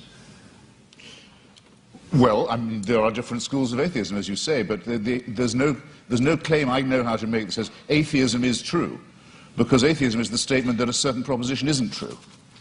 So I wish you'd get this bit right, because it's there you go again. Well, I just devoted a little time to this. I said it is not in itself a belief or a system. It simply says you can get by better, probably, we think, without the assumption that no one who wants you to worship a God has ever been able to come up with a good enough reason to make you do it. Now, so the point is, though, that on your definition of atheism or non-theism, it really embodies a diversity of views, such as agnosticism, what is normally called atheism, or this verificationism. Now, which of those do you hold to within this umbrella of atheism? Are you an atheist who asserts the proposition God does not exist, or do you simply withhold belief in God in the way the agnostic does? Right. On some days, I'm a greater. No, I'm not going to do you that much of a favor. On some days, I'm a great admirer of Thomas Huxley, who had the great debate with Bishop Wilberforce in Oxford at the Natural History Museum about Darwinism in the mid-19th century, and who was known as Darwin's bulldog. We would now say Darwin's pit bull, and who completely trounced the good bishop. But I can't thank him for inventing the term agnostic. And I can't thank him for some of his social Darwinist positions either, some of which are rather now, I need an answer to this. My time is fleeting. But because I think agnosticism is evasive. To me, yes, if you talk about the power of the Holy Spirit and so forth, to me, that is meaningless. It's to me, I'm sorry, I've tried. It's white noise. It's like saying there is only one God and Allah is his messenger. It's gibberish to me. There are many of us, I'm sorry, there are just many of us of whom this is the case. It may be true, it is true. Okay, Mr. Hitchens, I got to press you here, because time is fleeting. Feel free. What is your view exactly? Press away. Do you affirm God does not exist, or do you simply withhold belief? I think once I have said that I've never seen any persuasive evidence for the existence of something, and I've made real attempts to study the evidence presented and the arguments presented, that I will go as far as to say, have the nerve to say, that it does not therefore exist, except in the minds of its, except in the Henry Jamesian subjective sense that you say of it being so real to some people in their own minds that it counts as a force in the world. Yes. Okay, so you do affirm then that God does not exist. Now, what I want to know, and do you have any justification for that? I think I've come unwired in some horrible way. You're fine. Are you sure? Do you have any arguments leading to the conclusion that God does not exist? Well, I would rather. I think I'm wondering if I'm boring anybody now. I would rather say. I'd rather state it in reverse and say I find all the arguments in favor to be fallacious or unconvincing. And I'd have to add that though this isn't my reason for not believing in it, that I would be very depressed if it was true. But that's a quite different thing. I don't say of atheism that it's at all morally superior. That would be very risky. I wouldn't admit that it was at all morally inferior either, but we can at least be acquitted on the charge of wishful thinking. I wonder if that's the case. Would you agree that the absence of evidence is not evidence of absence? Well, you know, I'm not sure that I would agree. Okay. Let's turn to the moral argument and think, talk about that a little bit. I think you've misunderstood the moral argument. Given the stakes, Doctor, sorry, given the stakes, I mean, you're not saying, we're not talking about unicorns or tooth fairies or leprechauns here. We're talking about an authority that would give other human beings the right to tell me what to do in the name of God. So for a claim like that, if there's no evidence for it, it seems to me not a small question. No, it's certainly not a small question. Because you're making a very, very, very large claim. Your evidence had better be absolutely magnificent, it seems to me. And it's the lack of magnificence, I think, that began to strike me first. One final question, Doctor. Okay, well, let's go to the moral argument. It seems to me there that you've misunderstood the argument in that we're looking for an objective foundation for the moral values and duties that we both, I think, want to affirm. It's not a matter of whether or not we can know what is right and wrong, or that we need God to tell us what is right and wrong. It's rather that we need to have some sort of an objective foundation for right and wrong. Wouldn't you agree on your view? It's simply the sociobiological spin-offs of the evolutionary process, and that therefore these do not provide any sort of objective foundation for moral values and duties. That could be true, yes. That could well be true. Yeah, I don't want to be too much of a reductionist, but it's entirely possible that it is purely evolutionary and functional. One wants to think that there's a bit more to one's love for the fellow creature than that. But it doesn't add one iota of weight or moral gravity to the argument to say, but that's because I don't believe in a supernatural being. It's a non sequitur. Mr. Hitchens, your questions for Dr. Craig. Well, I'd like to know first, you said that the career of Jesus of Nazareth involved a ministry of miracles and exorcisms. When you say exorcism, do you mean that you believe in devils too? What I meant there was that most historians agree that Jesus of Nazareth practiced miracle working and he practiced exorcisms. I'm not committing myself, nor are historians committing themselves to the reality of demons, but they are saying that Jesus did practice exorcism and he practiced healing. So you believe that Jesus of Nazareth caused devils to leave the body of a madman and go into a flock of pigs that hurled themselves down the Gadarene slopes into the sea? Do I believe that's historical? Yes. Right. That would be sorcery, wouldn't it, though? No, it would be an illustration of Jesus' ability to command even the forces of darkness, and therefore an illustration of the sort of divine authority that he was able to command and exercise. This, as I say, is illustrative of this unprecedented sense of divine authority that Jesus of Nazareth had, that he even could command the forces of darkness and that they would obey. So whether you think he was a genuine exorcist or that he merely believed himself to be an exorcist, what is historically undeniable is that he had this radical sense of divine authority, which he expressed by miracle working and exorcisms. Right. And you believe he was born of a virgin? Yes, I believe that as a Christian. I couldn't claim to prove that historically. That's not part of my case tonight. But as a Christian, I believe that.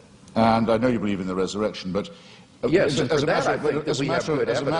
matter of biblical, what shall we call it, consistency, it's said in one of the Gospels that at the time of the crucifixion, all the graves of Jerusalem were opened, and all the tenants of the graves walked the streets and greeted their old friends. It makes the resurrection sound rather commonplace in the greater Jerusalem area. It says, that's in the Gospel of Matthew, and that's actually attached to a crucifixion narrative. That's what I said. It says at the time of the crucifixion. Yes, that's right. At the time of the crucifixion, it says that there were appearances of Old Testament saints in Jerusalem at the time. This is part of Matthew's description of the crucifixion scene. Do you believe that?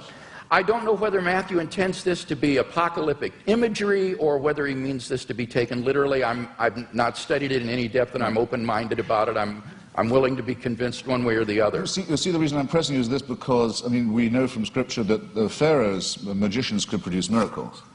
In the end, Aaron could outproduce them. But what I'm suggesting to you is even if the laws of nature can be suspended and great miracles can be performed, it doesn't prove the truth of the doctrine of the person who's performing them. Or would you not agree to that? Not necessarily. I think that's right. So somebody could be casting out devils from pigs, and that wouldn't prove he was the Son of God? I think that's right. In fact, there were Jewish exorcists. The only point that I was trying to make there was that this was illustrative of the kind of divine authority that Jesus claimed, especially since he didn't cast them out in God's name, or he didn't perform miracles by praying to God. He would do them in his own authority. So that Jesus exercised an authority that was simply unheard of at that time, and for which he was eventually crucified because it was thought to be blasphemous. Well, it was thought to be blasphemous to claim to be the Messiah, to be exact. I mean, the people who got the closest look at him, the Jewish Sanhedrin, thought that his claims were not genuine. So remember, if you're resting anything on eyewitnesses, the ones who we definitely know were there thought he was bogus. But, okay, I think I've got a rough idea, assuming you make that assumption of his pre-existing divinity, that it's a presuppositionalist case, I can see what you're driving at. Well, no, I'm not. I've got another question for you, which is this. How many religions in the world do you believe to be false? I don't know how many religions in the world there are, so I Well, get could it. you name... Right. Fair enough. I'll see if I can't narrow that down. That was a clumsily asked question, I admit. Do you regard any of the world's religions to be false? Excuse me? Do you regard any of the world's religions to be false preaching? Yes, I think, yeah, certainly. Would you name one, then? Islam. That's quite a lot. Pardon me? That's quite a lot. Yes. Do you think it's moral to preach false religion? No. So religion is responsible for quite a lot of wickedness in the world right there. Certainly. Right. I'd be happy to concede that. I would agree with that. So if I was a baby being born in Saudi Arabia today, would you rather I was me or a Wahhabi Muslim? Would I be? You'd rather be what? Would you rather it was me, it was an atheist baby, or a Wahhabi baby?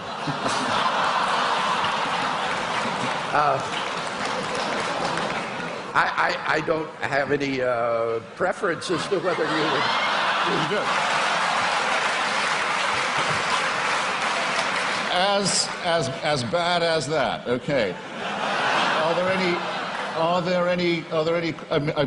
Sorry, I've only got a few seconds. It's a serious question. I shouldn't squander it. Are there any Christian denominations you regard as false? Certainly. Could I know what they are? Well, I'm not a Calvinist, for example. I think that certain tenets of Reformed theology are incorrect. I would be more in the Wesleyan camp myself. But these are differences among brethren. These are not differences on which we need to put one another in some sort of a cage. So within the Christian camp, there's a large diversity of perspectives. I'm sure there are views that I hold that are probably false. But I'm trying my best to get my theology straight, trying to do the best job, but I think all of us would recognize that none of us agree on every point of Christian doctrine, on every dot and tittle. Before Mr. Hitchens succeeds in launching another series of religious wars among Christians, let's get to the... Let's get to the responses. 7 minutes are each. Dr. Craig, it is your 7 minutes. Okay.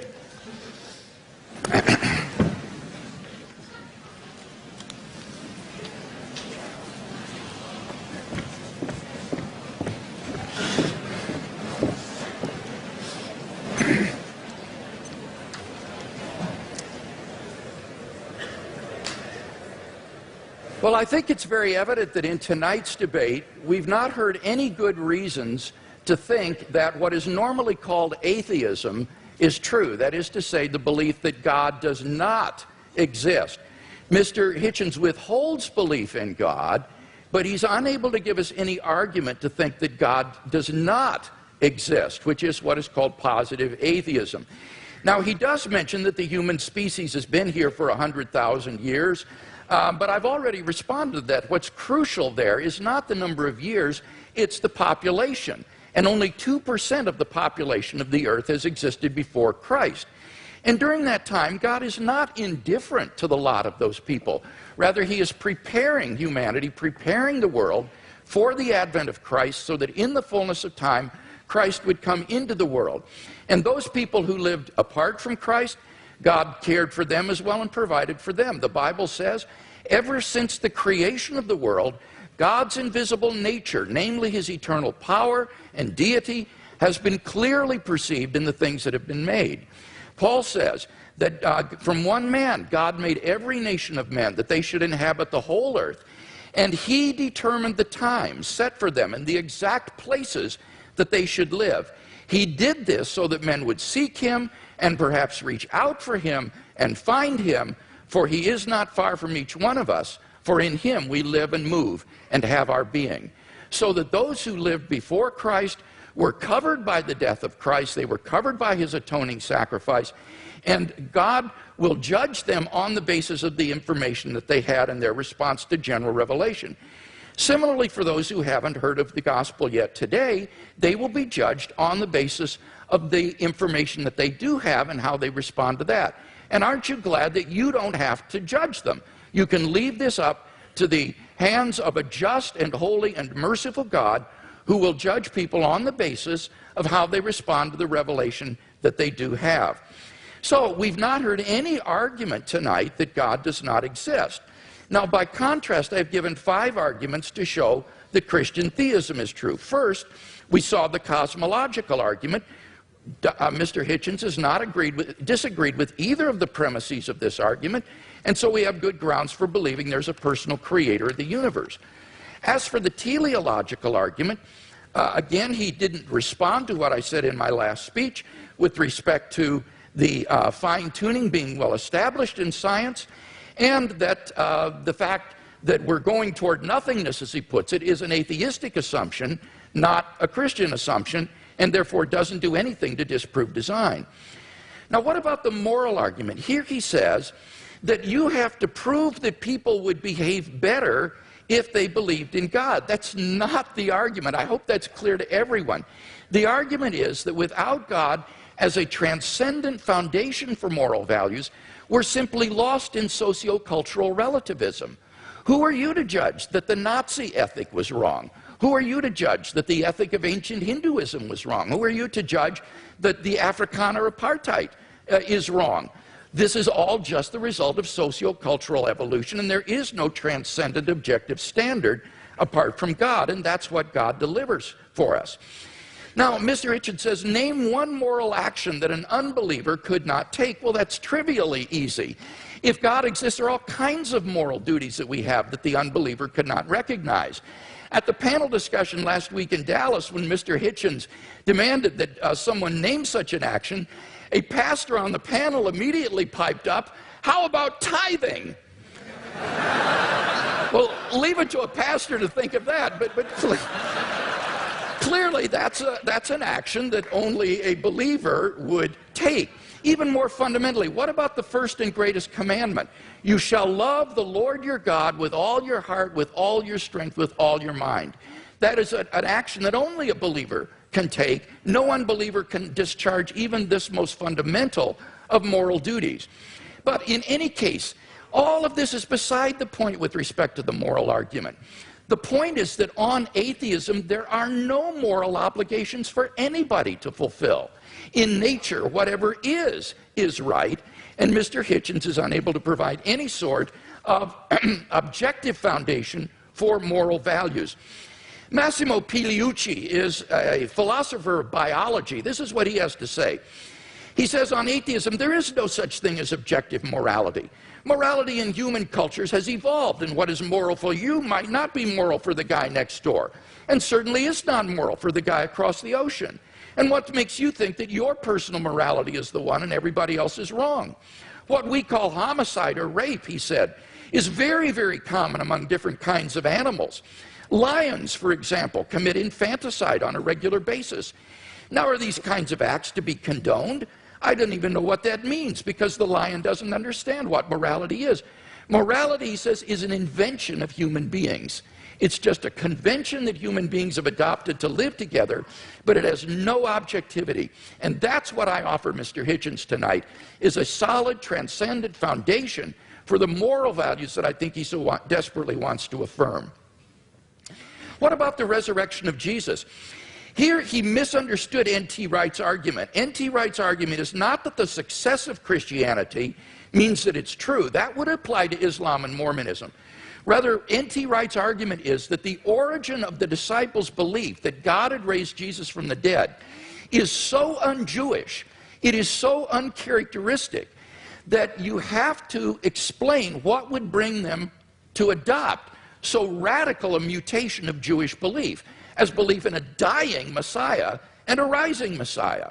And he says the only thing he can think of that would explain this is the empty tomb and the post-mortem appearances of Jesus. And that's why Wright concludes that these have a certainty that is comparable to the fall of Jerusalem in AD 70. So you've got to get the argument right if you're going to deal with it. And in fact, I think the only explanation of these facts is the one the disciples gave, that God raised Jesus from the dead. Finally, the immediate experience of God has remained untouched. God is real to me, and unless I'm delusional, I'm perfectly within my rational rights to believe in God on the basis of this experience, just as I believe in the reality of the external world or the reality of the past on the basis of my experience. So I think in sum we've got 5 good reasons for believing that Christianity is true, no reason to think atheism is true, and therefore I think Christianity is clearly the more rational worldview.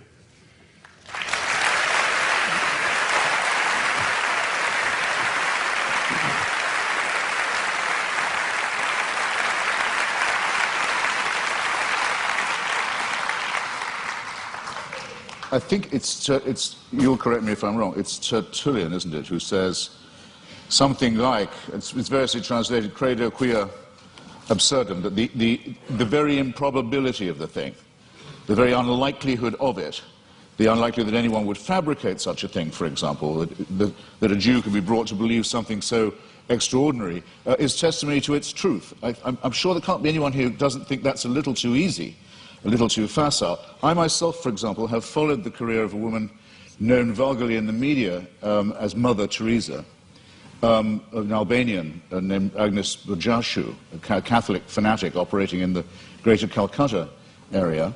And I watched every stage of her career as a candidate for, and then the recipient of, beatification and shortly canonization. The canonization will require, and as the Vatican demands, the attestation of a miracle performed by her posthumous intercession. And the miracle's already been announced. A woman in Bengal, fortunately already a devout Catholic, by pressing a medal of Mother Teresa to her stomach, made a tumor go away, or so she says. All the witnesses to this have since recanted. All the doctors have given a much better explanation of how she was cured, of the swelling and the growth and what the medicines were and so forth, but they're still stuck with it.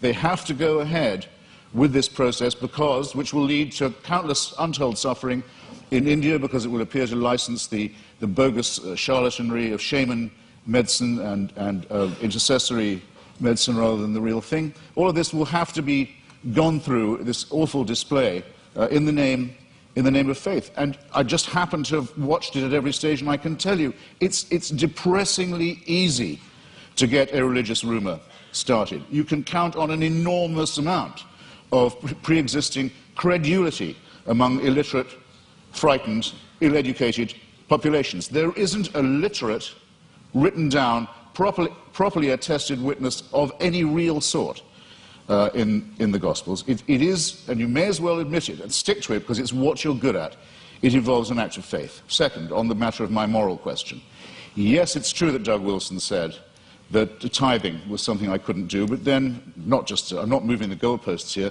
I don't think I'd regard giving all my money to the new St. Andrew's Church as a moral act.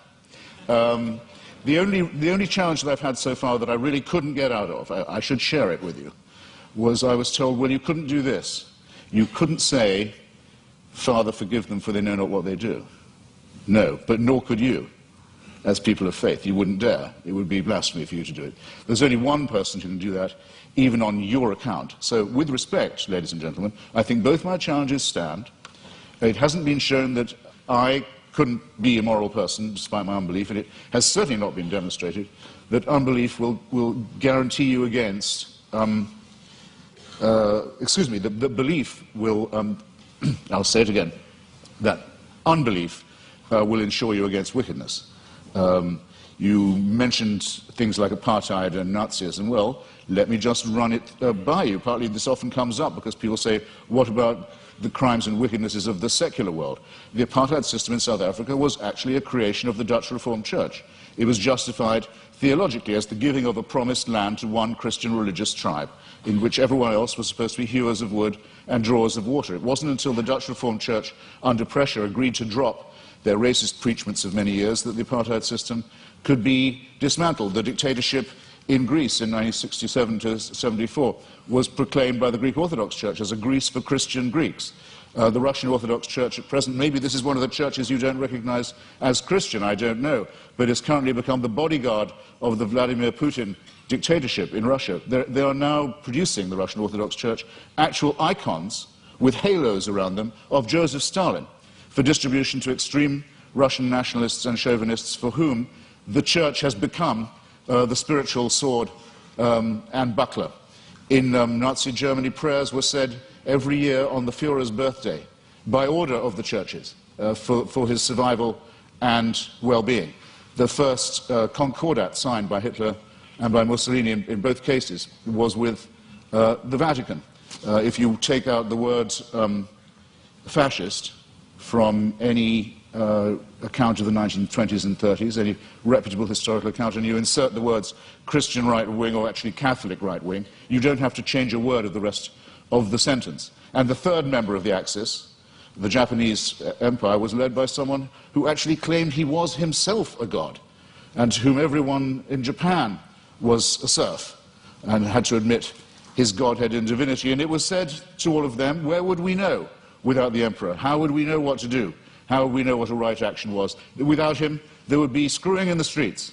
There would be chaos. No one would know their bearings. Without our God, we would be rudderless. Many Japanese people, in fact, it's pitiful to report, still actually believe that. Now, I want to say, in other words, that religion is the outcome of unresolved contradictions in the material world. That if you make the assumption that it's man-made, then very few things are mysterious to you. If you make the assumption that religion is man-made, then you would know why, it would be obvious to you why, there are so many religions. When you make the assumption that it's man-made, you will understand why it is that religion has been such a disappointment to our species, that despite innumerable revivals, innumerable attempts again to preach the truth, innumerable attempts to convert the heathen, innumerable attempts to send missionaries all around the world, that the same problems remain with us, that nothing is resolved by this, that if all religions died out, or all were admitted to be false, instead of, as all believers will tell you, only some of them are false. In other words, we're faced with the preposterous proposition that religion are either all of them true, or none of them true, or only one exclusive preachment is true. And none of these seem to me coherent, and all of these seem to be the outcome of a man-made cult. Assume that all of them were discredited at the same time, all of our problems would be exactly what they are now. How do we live with one another? Where indeed do morals and ethics come from? What are our duties to one another? How shall we build the just city? How shall we practice love? How shall we deal with the baser, what Darwin called the lowly stamp of our original origins, which comes not from a pact with the devil or an original sin, but from our evolution as well. All these questions, ladies and gentlemen, would remain exactly the same. Emancipate yourself from the idea of a celestial dictatorship, and you've taken the first step to becoming free. Thank you.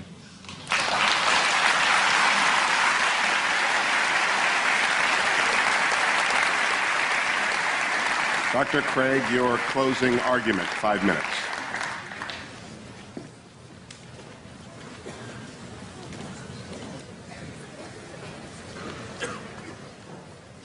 In my final speech, I'd like to try to draw together some of the threads of this debate and see if we can come to some conclusions.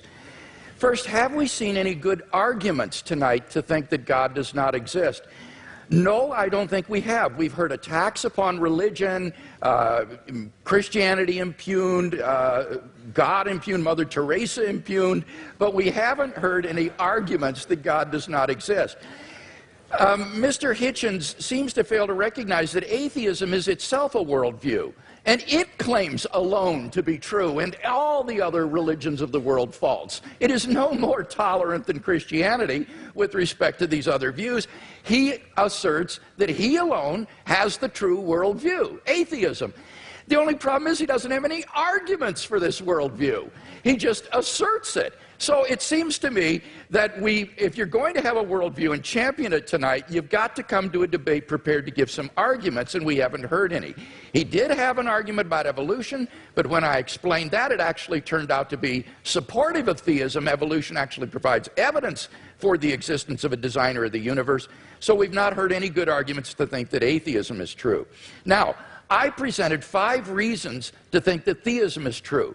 And this is what God, or the God hypothesis, does give you. He asks, what does it give us?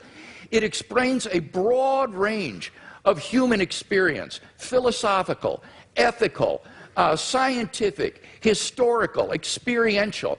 I find the attraction of the God hypothesis is that it is so powerful in making sense of the way the world is. For example, the God hypothesis explains the origin of the universe. Mr. Hitchens has completely dropped this point in tonight's debate when we saw that, in fact, scientific and philosophical evidence points to a beginning of the universe out of nothing, and therefore to a transcendent personal creator of the cosmos. The teleological argument, the fine-tuning that is established in the initial conditions of the universe, not to speak of in the biological complexity that then ensued. And again, Mr. Hitchens has dropped that in the course of the debate tonight. So we have a creator and an intelligent designer of the cosmos. Thirdly, the moral argument. We saw that without God, there are no objective moral values. And here Mr. Hitchens has consistently distorted the argument. He's portrayed the argument as, how would we know moral values if we didn't believe in God? We don't need to believe in a tyrant in order to find moral values. Unbelief doesn't produce wickedness.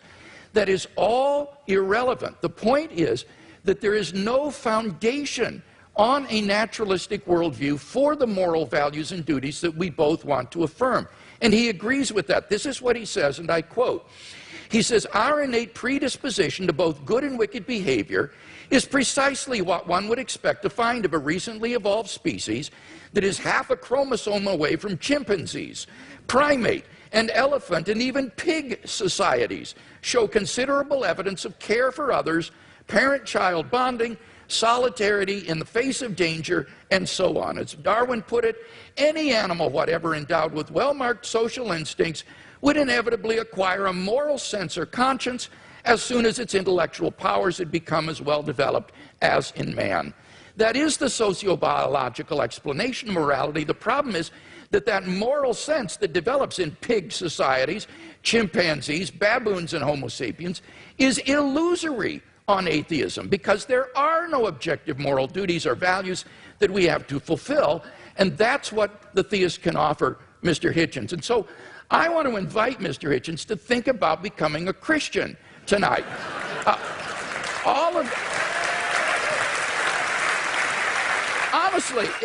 Honestly, if he is a man of goodwill who will follow the evidence where it leads, all of the evidence tonight has been on one side of the scale.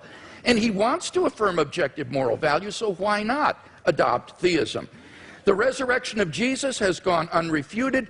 The argument is not that it's too improbable to be false.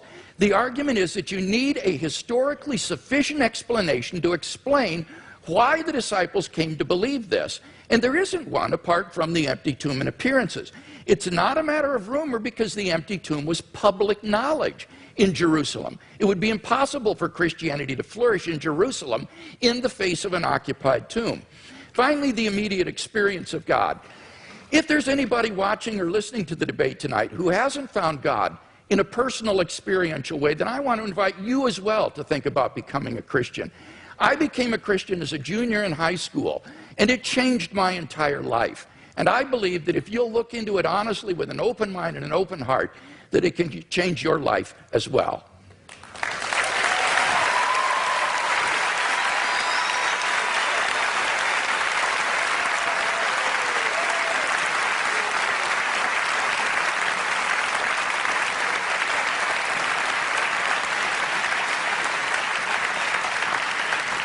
Mr. Hitchens has yielded his time, and therefore we move to questions, and we are directing those questions to students tonight. I want to repeat something Dr. Hazen said: there are stupid questions.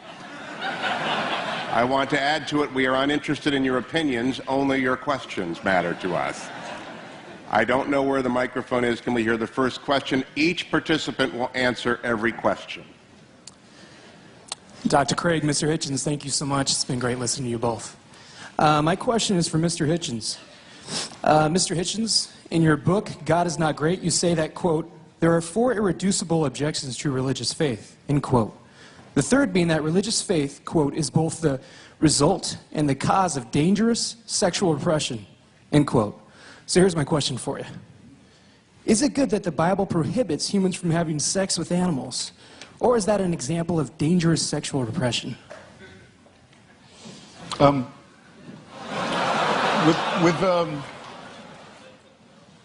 The allusion I was making was not to the man-made in the ordinary sense nature of religion, that you can tell from studying some of its codes that it's humans that are inventing it. That's why so many of the injunctions in the Old Testament are, as you quite rightly say, concerned with agriculture, shall we put it delicately.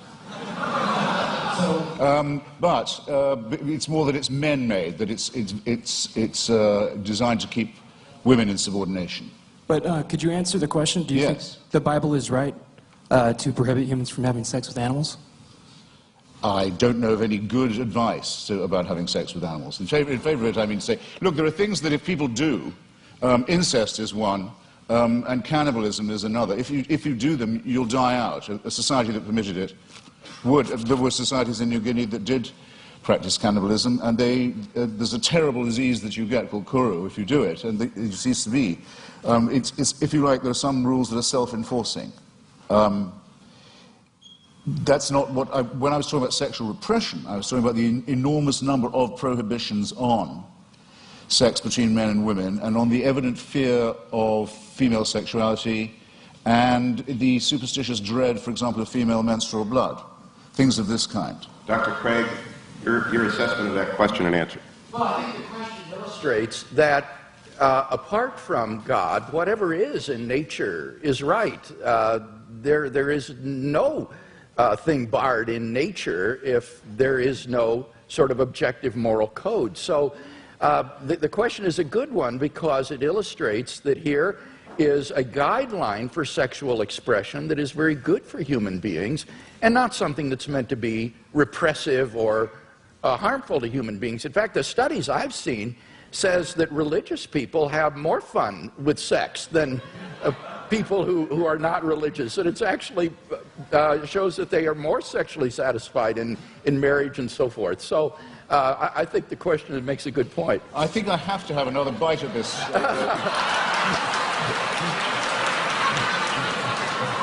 This tempting cherry. You see, if it's true that, as I think it is, that nature is pretty indifferent, pretty callous, pretty random, then who is the designer? But many people say concerning the ban on homosexuality, for example, in the Old Testament, they'll say, well, homosexuality is against God's law and it's against nature's law.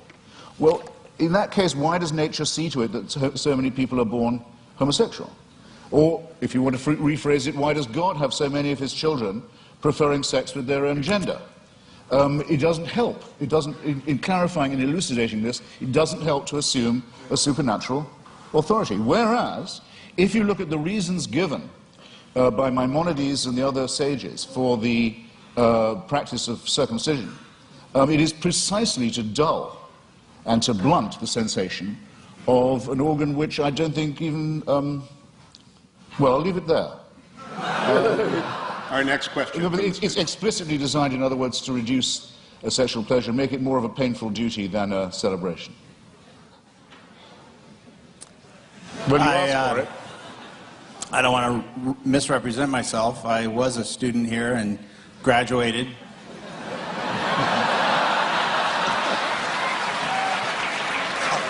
Somewhat by the skin of my teeth, but Mr. Hitchens, you stated that some of your most strongly stated arguments are that the results of religion, violence, death, destruction, the motivation being religion discredit those who would promote a belief in God.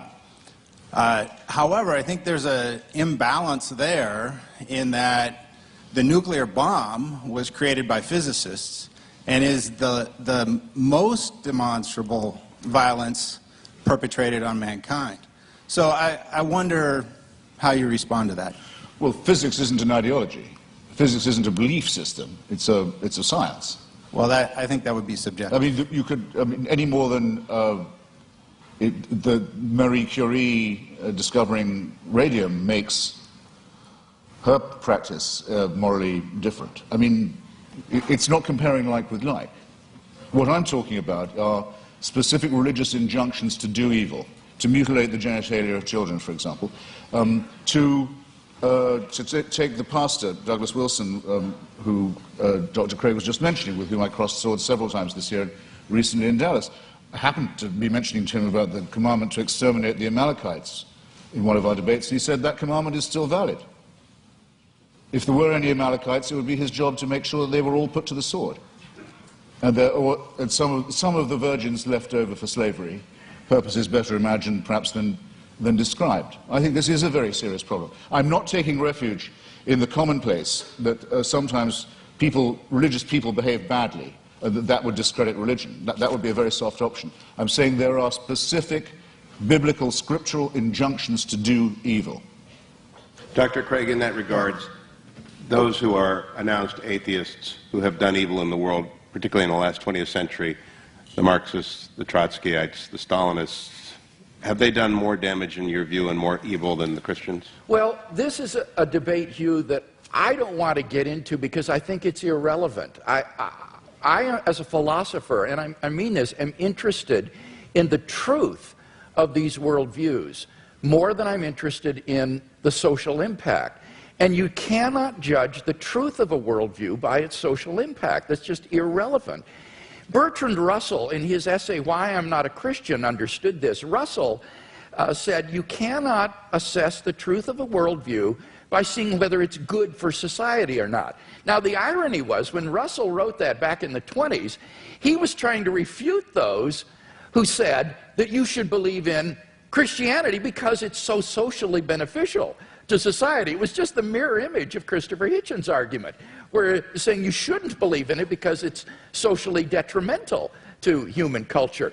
But I think Russell's point cuts both ways because it's a valid point. You can't assess the truth of a worldview by arguing about its cultural and social impact. There are true ideas that may have had negative social impact, and therefore we have to deal with the truth of these, the arguments for and against them, and not get into arguments about has Marxism or Chinese communism been responsible for more deaths than theism in the 20th century. No, I completely concur with what you say there. I mean, I just wanted to say that I think that those commandments are injunctions to do evil, but I would much prefer to say that the tribe that thought it was hearing these instructions from God to kill all of its rivals, exterminate all its rivals for the Holy Land, might possibly have had, I think it's overwhelmingly probable it did have, a need to seek and claim divine approval for the war of greedy extermination, annexation, and racist conquest that it was going to undertake anyway. In other words, I don't think there was an authority issuing that commandment, whether it was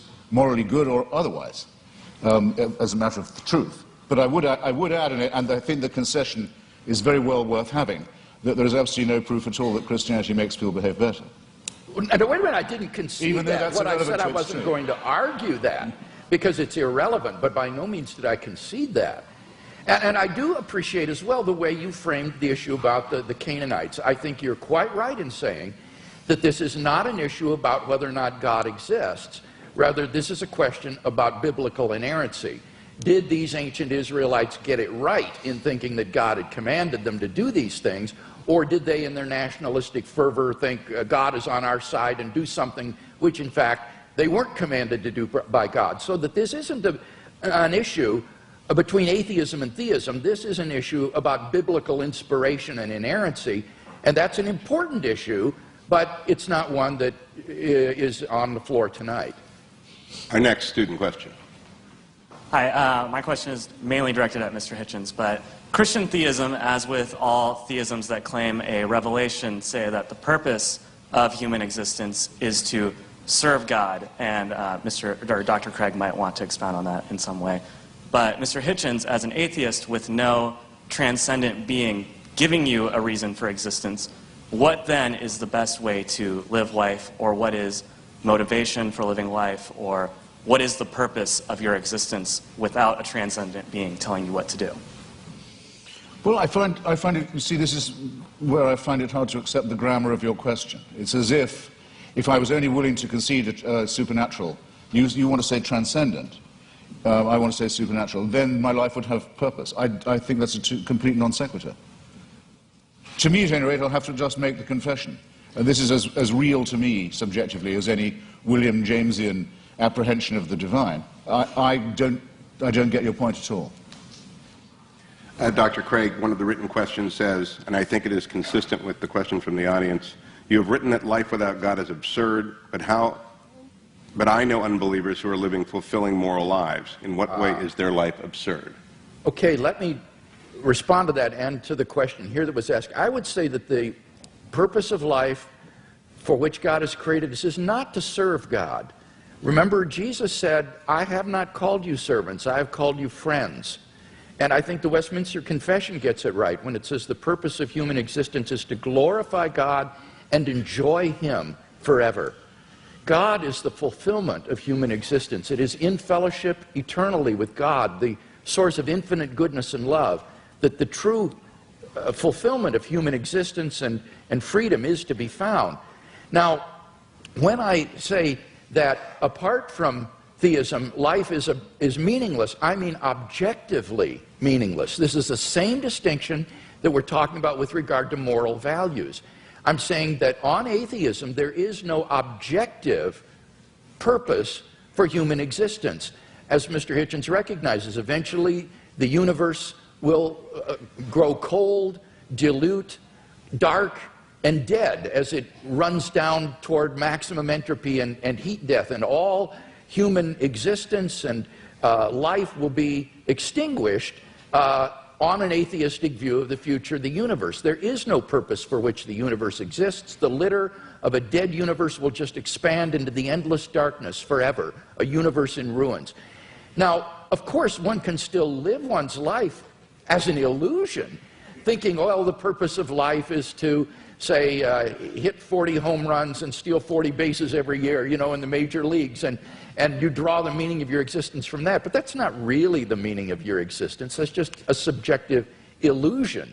In fact, your existence on atheism is objectively meaningless. So that's the distinction that I was making. Again, it's between objective and mere subjective illusion.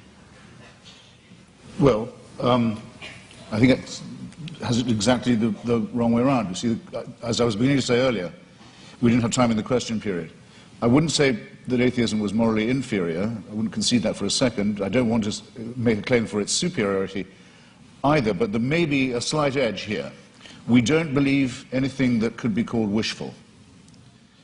In other words, we don't particularly welcome the idea of the annihilation either of ourselves as individuals, the party will go on and will have left and we're not coming back, or of the entropic heat death of the universe. We don't like the idea, but there's a good deal of evidence to suggest that that is what's going to happen. And there's very, very little evidence to suggest that I'll see you all again in some theme park. One nice and one nasty experience. There's absolutely no evidence for that at all. So I'm willing to accept, on the evidence, conclusions that may be unwelcome to me. I'm sorry if I sound as if I'm spelling that out, but I will. Now, you want to know what makes my life meaningful? Generally speaking, it's been struggling myself to be free, and if I can say it without immodesty, Mr. Hewitt kindly said it for me, too flatteringly beforehand, but trying to help others to be free too. That's what's given a lot of meaning to my life, and does still, the solidarity with those who want to be as free as I am, partly by luck and partly by my own efforts and the efforts of others. Well, one obstacle to liberty, and that's why I mentioned it, and gave so many examples of it in history and in the present day, is the poisonous role played by fellow primates of mine who think they can tell me what to do in the name of God because God's told them that they have this power. So that's one thing I'd like to be shot of right here in the here and now. And my suspicion is, if you really ask the religious where do they want power and what's the world they care about, the next one or this one, it'll be this one every time, because they too know perfectly well that this is the only life we've got. Yeah, I don't think that's true. It seems to me that on the basis of the resurrection of Jesus that we have grounds for the hope of immortality. This is the foundation upon which the Christian hope is predicated. So again, it gets back to whether or not one has good grounds for thinking that Jesus was who he claimed to be and that God raised him from the dead. Because if he did, then there is hope of immortality. But then I return your question to me, I return it to you in a different form.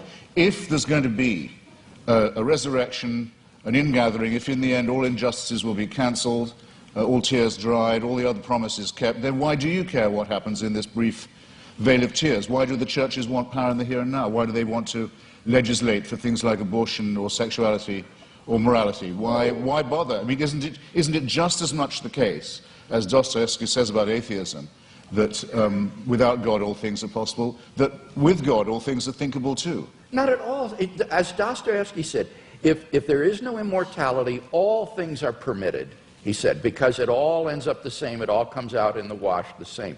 But if there is a God who exists, who loves human beings and has created them in his image and endowed them with intrinsic moral value and unalienable rights, then you have every reason to treasure other persons as ends in themselves.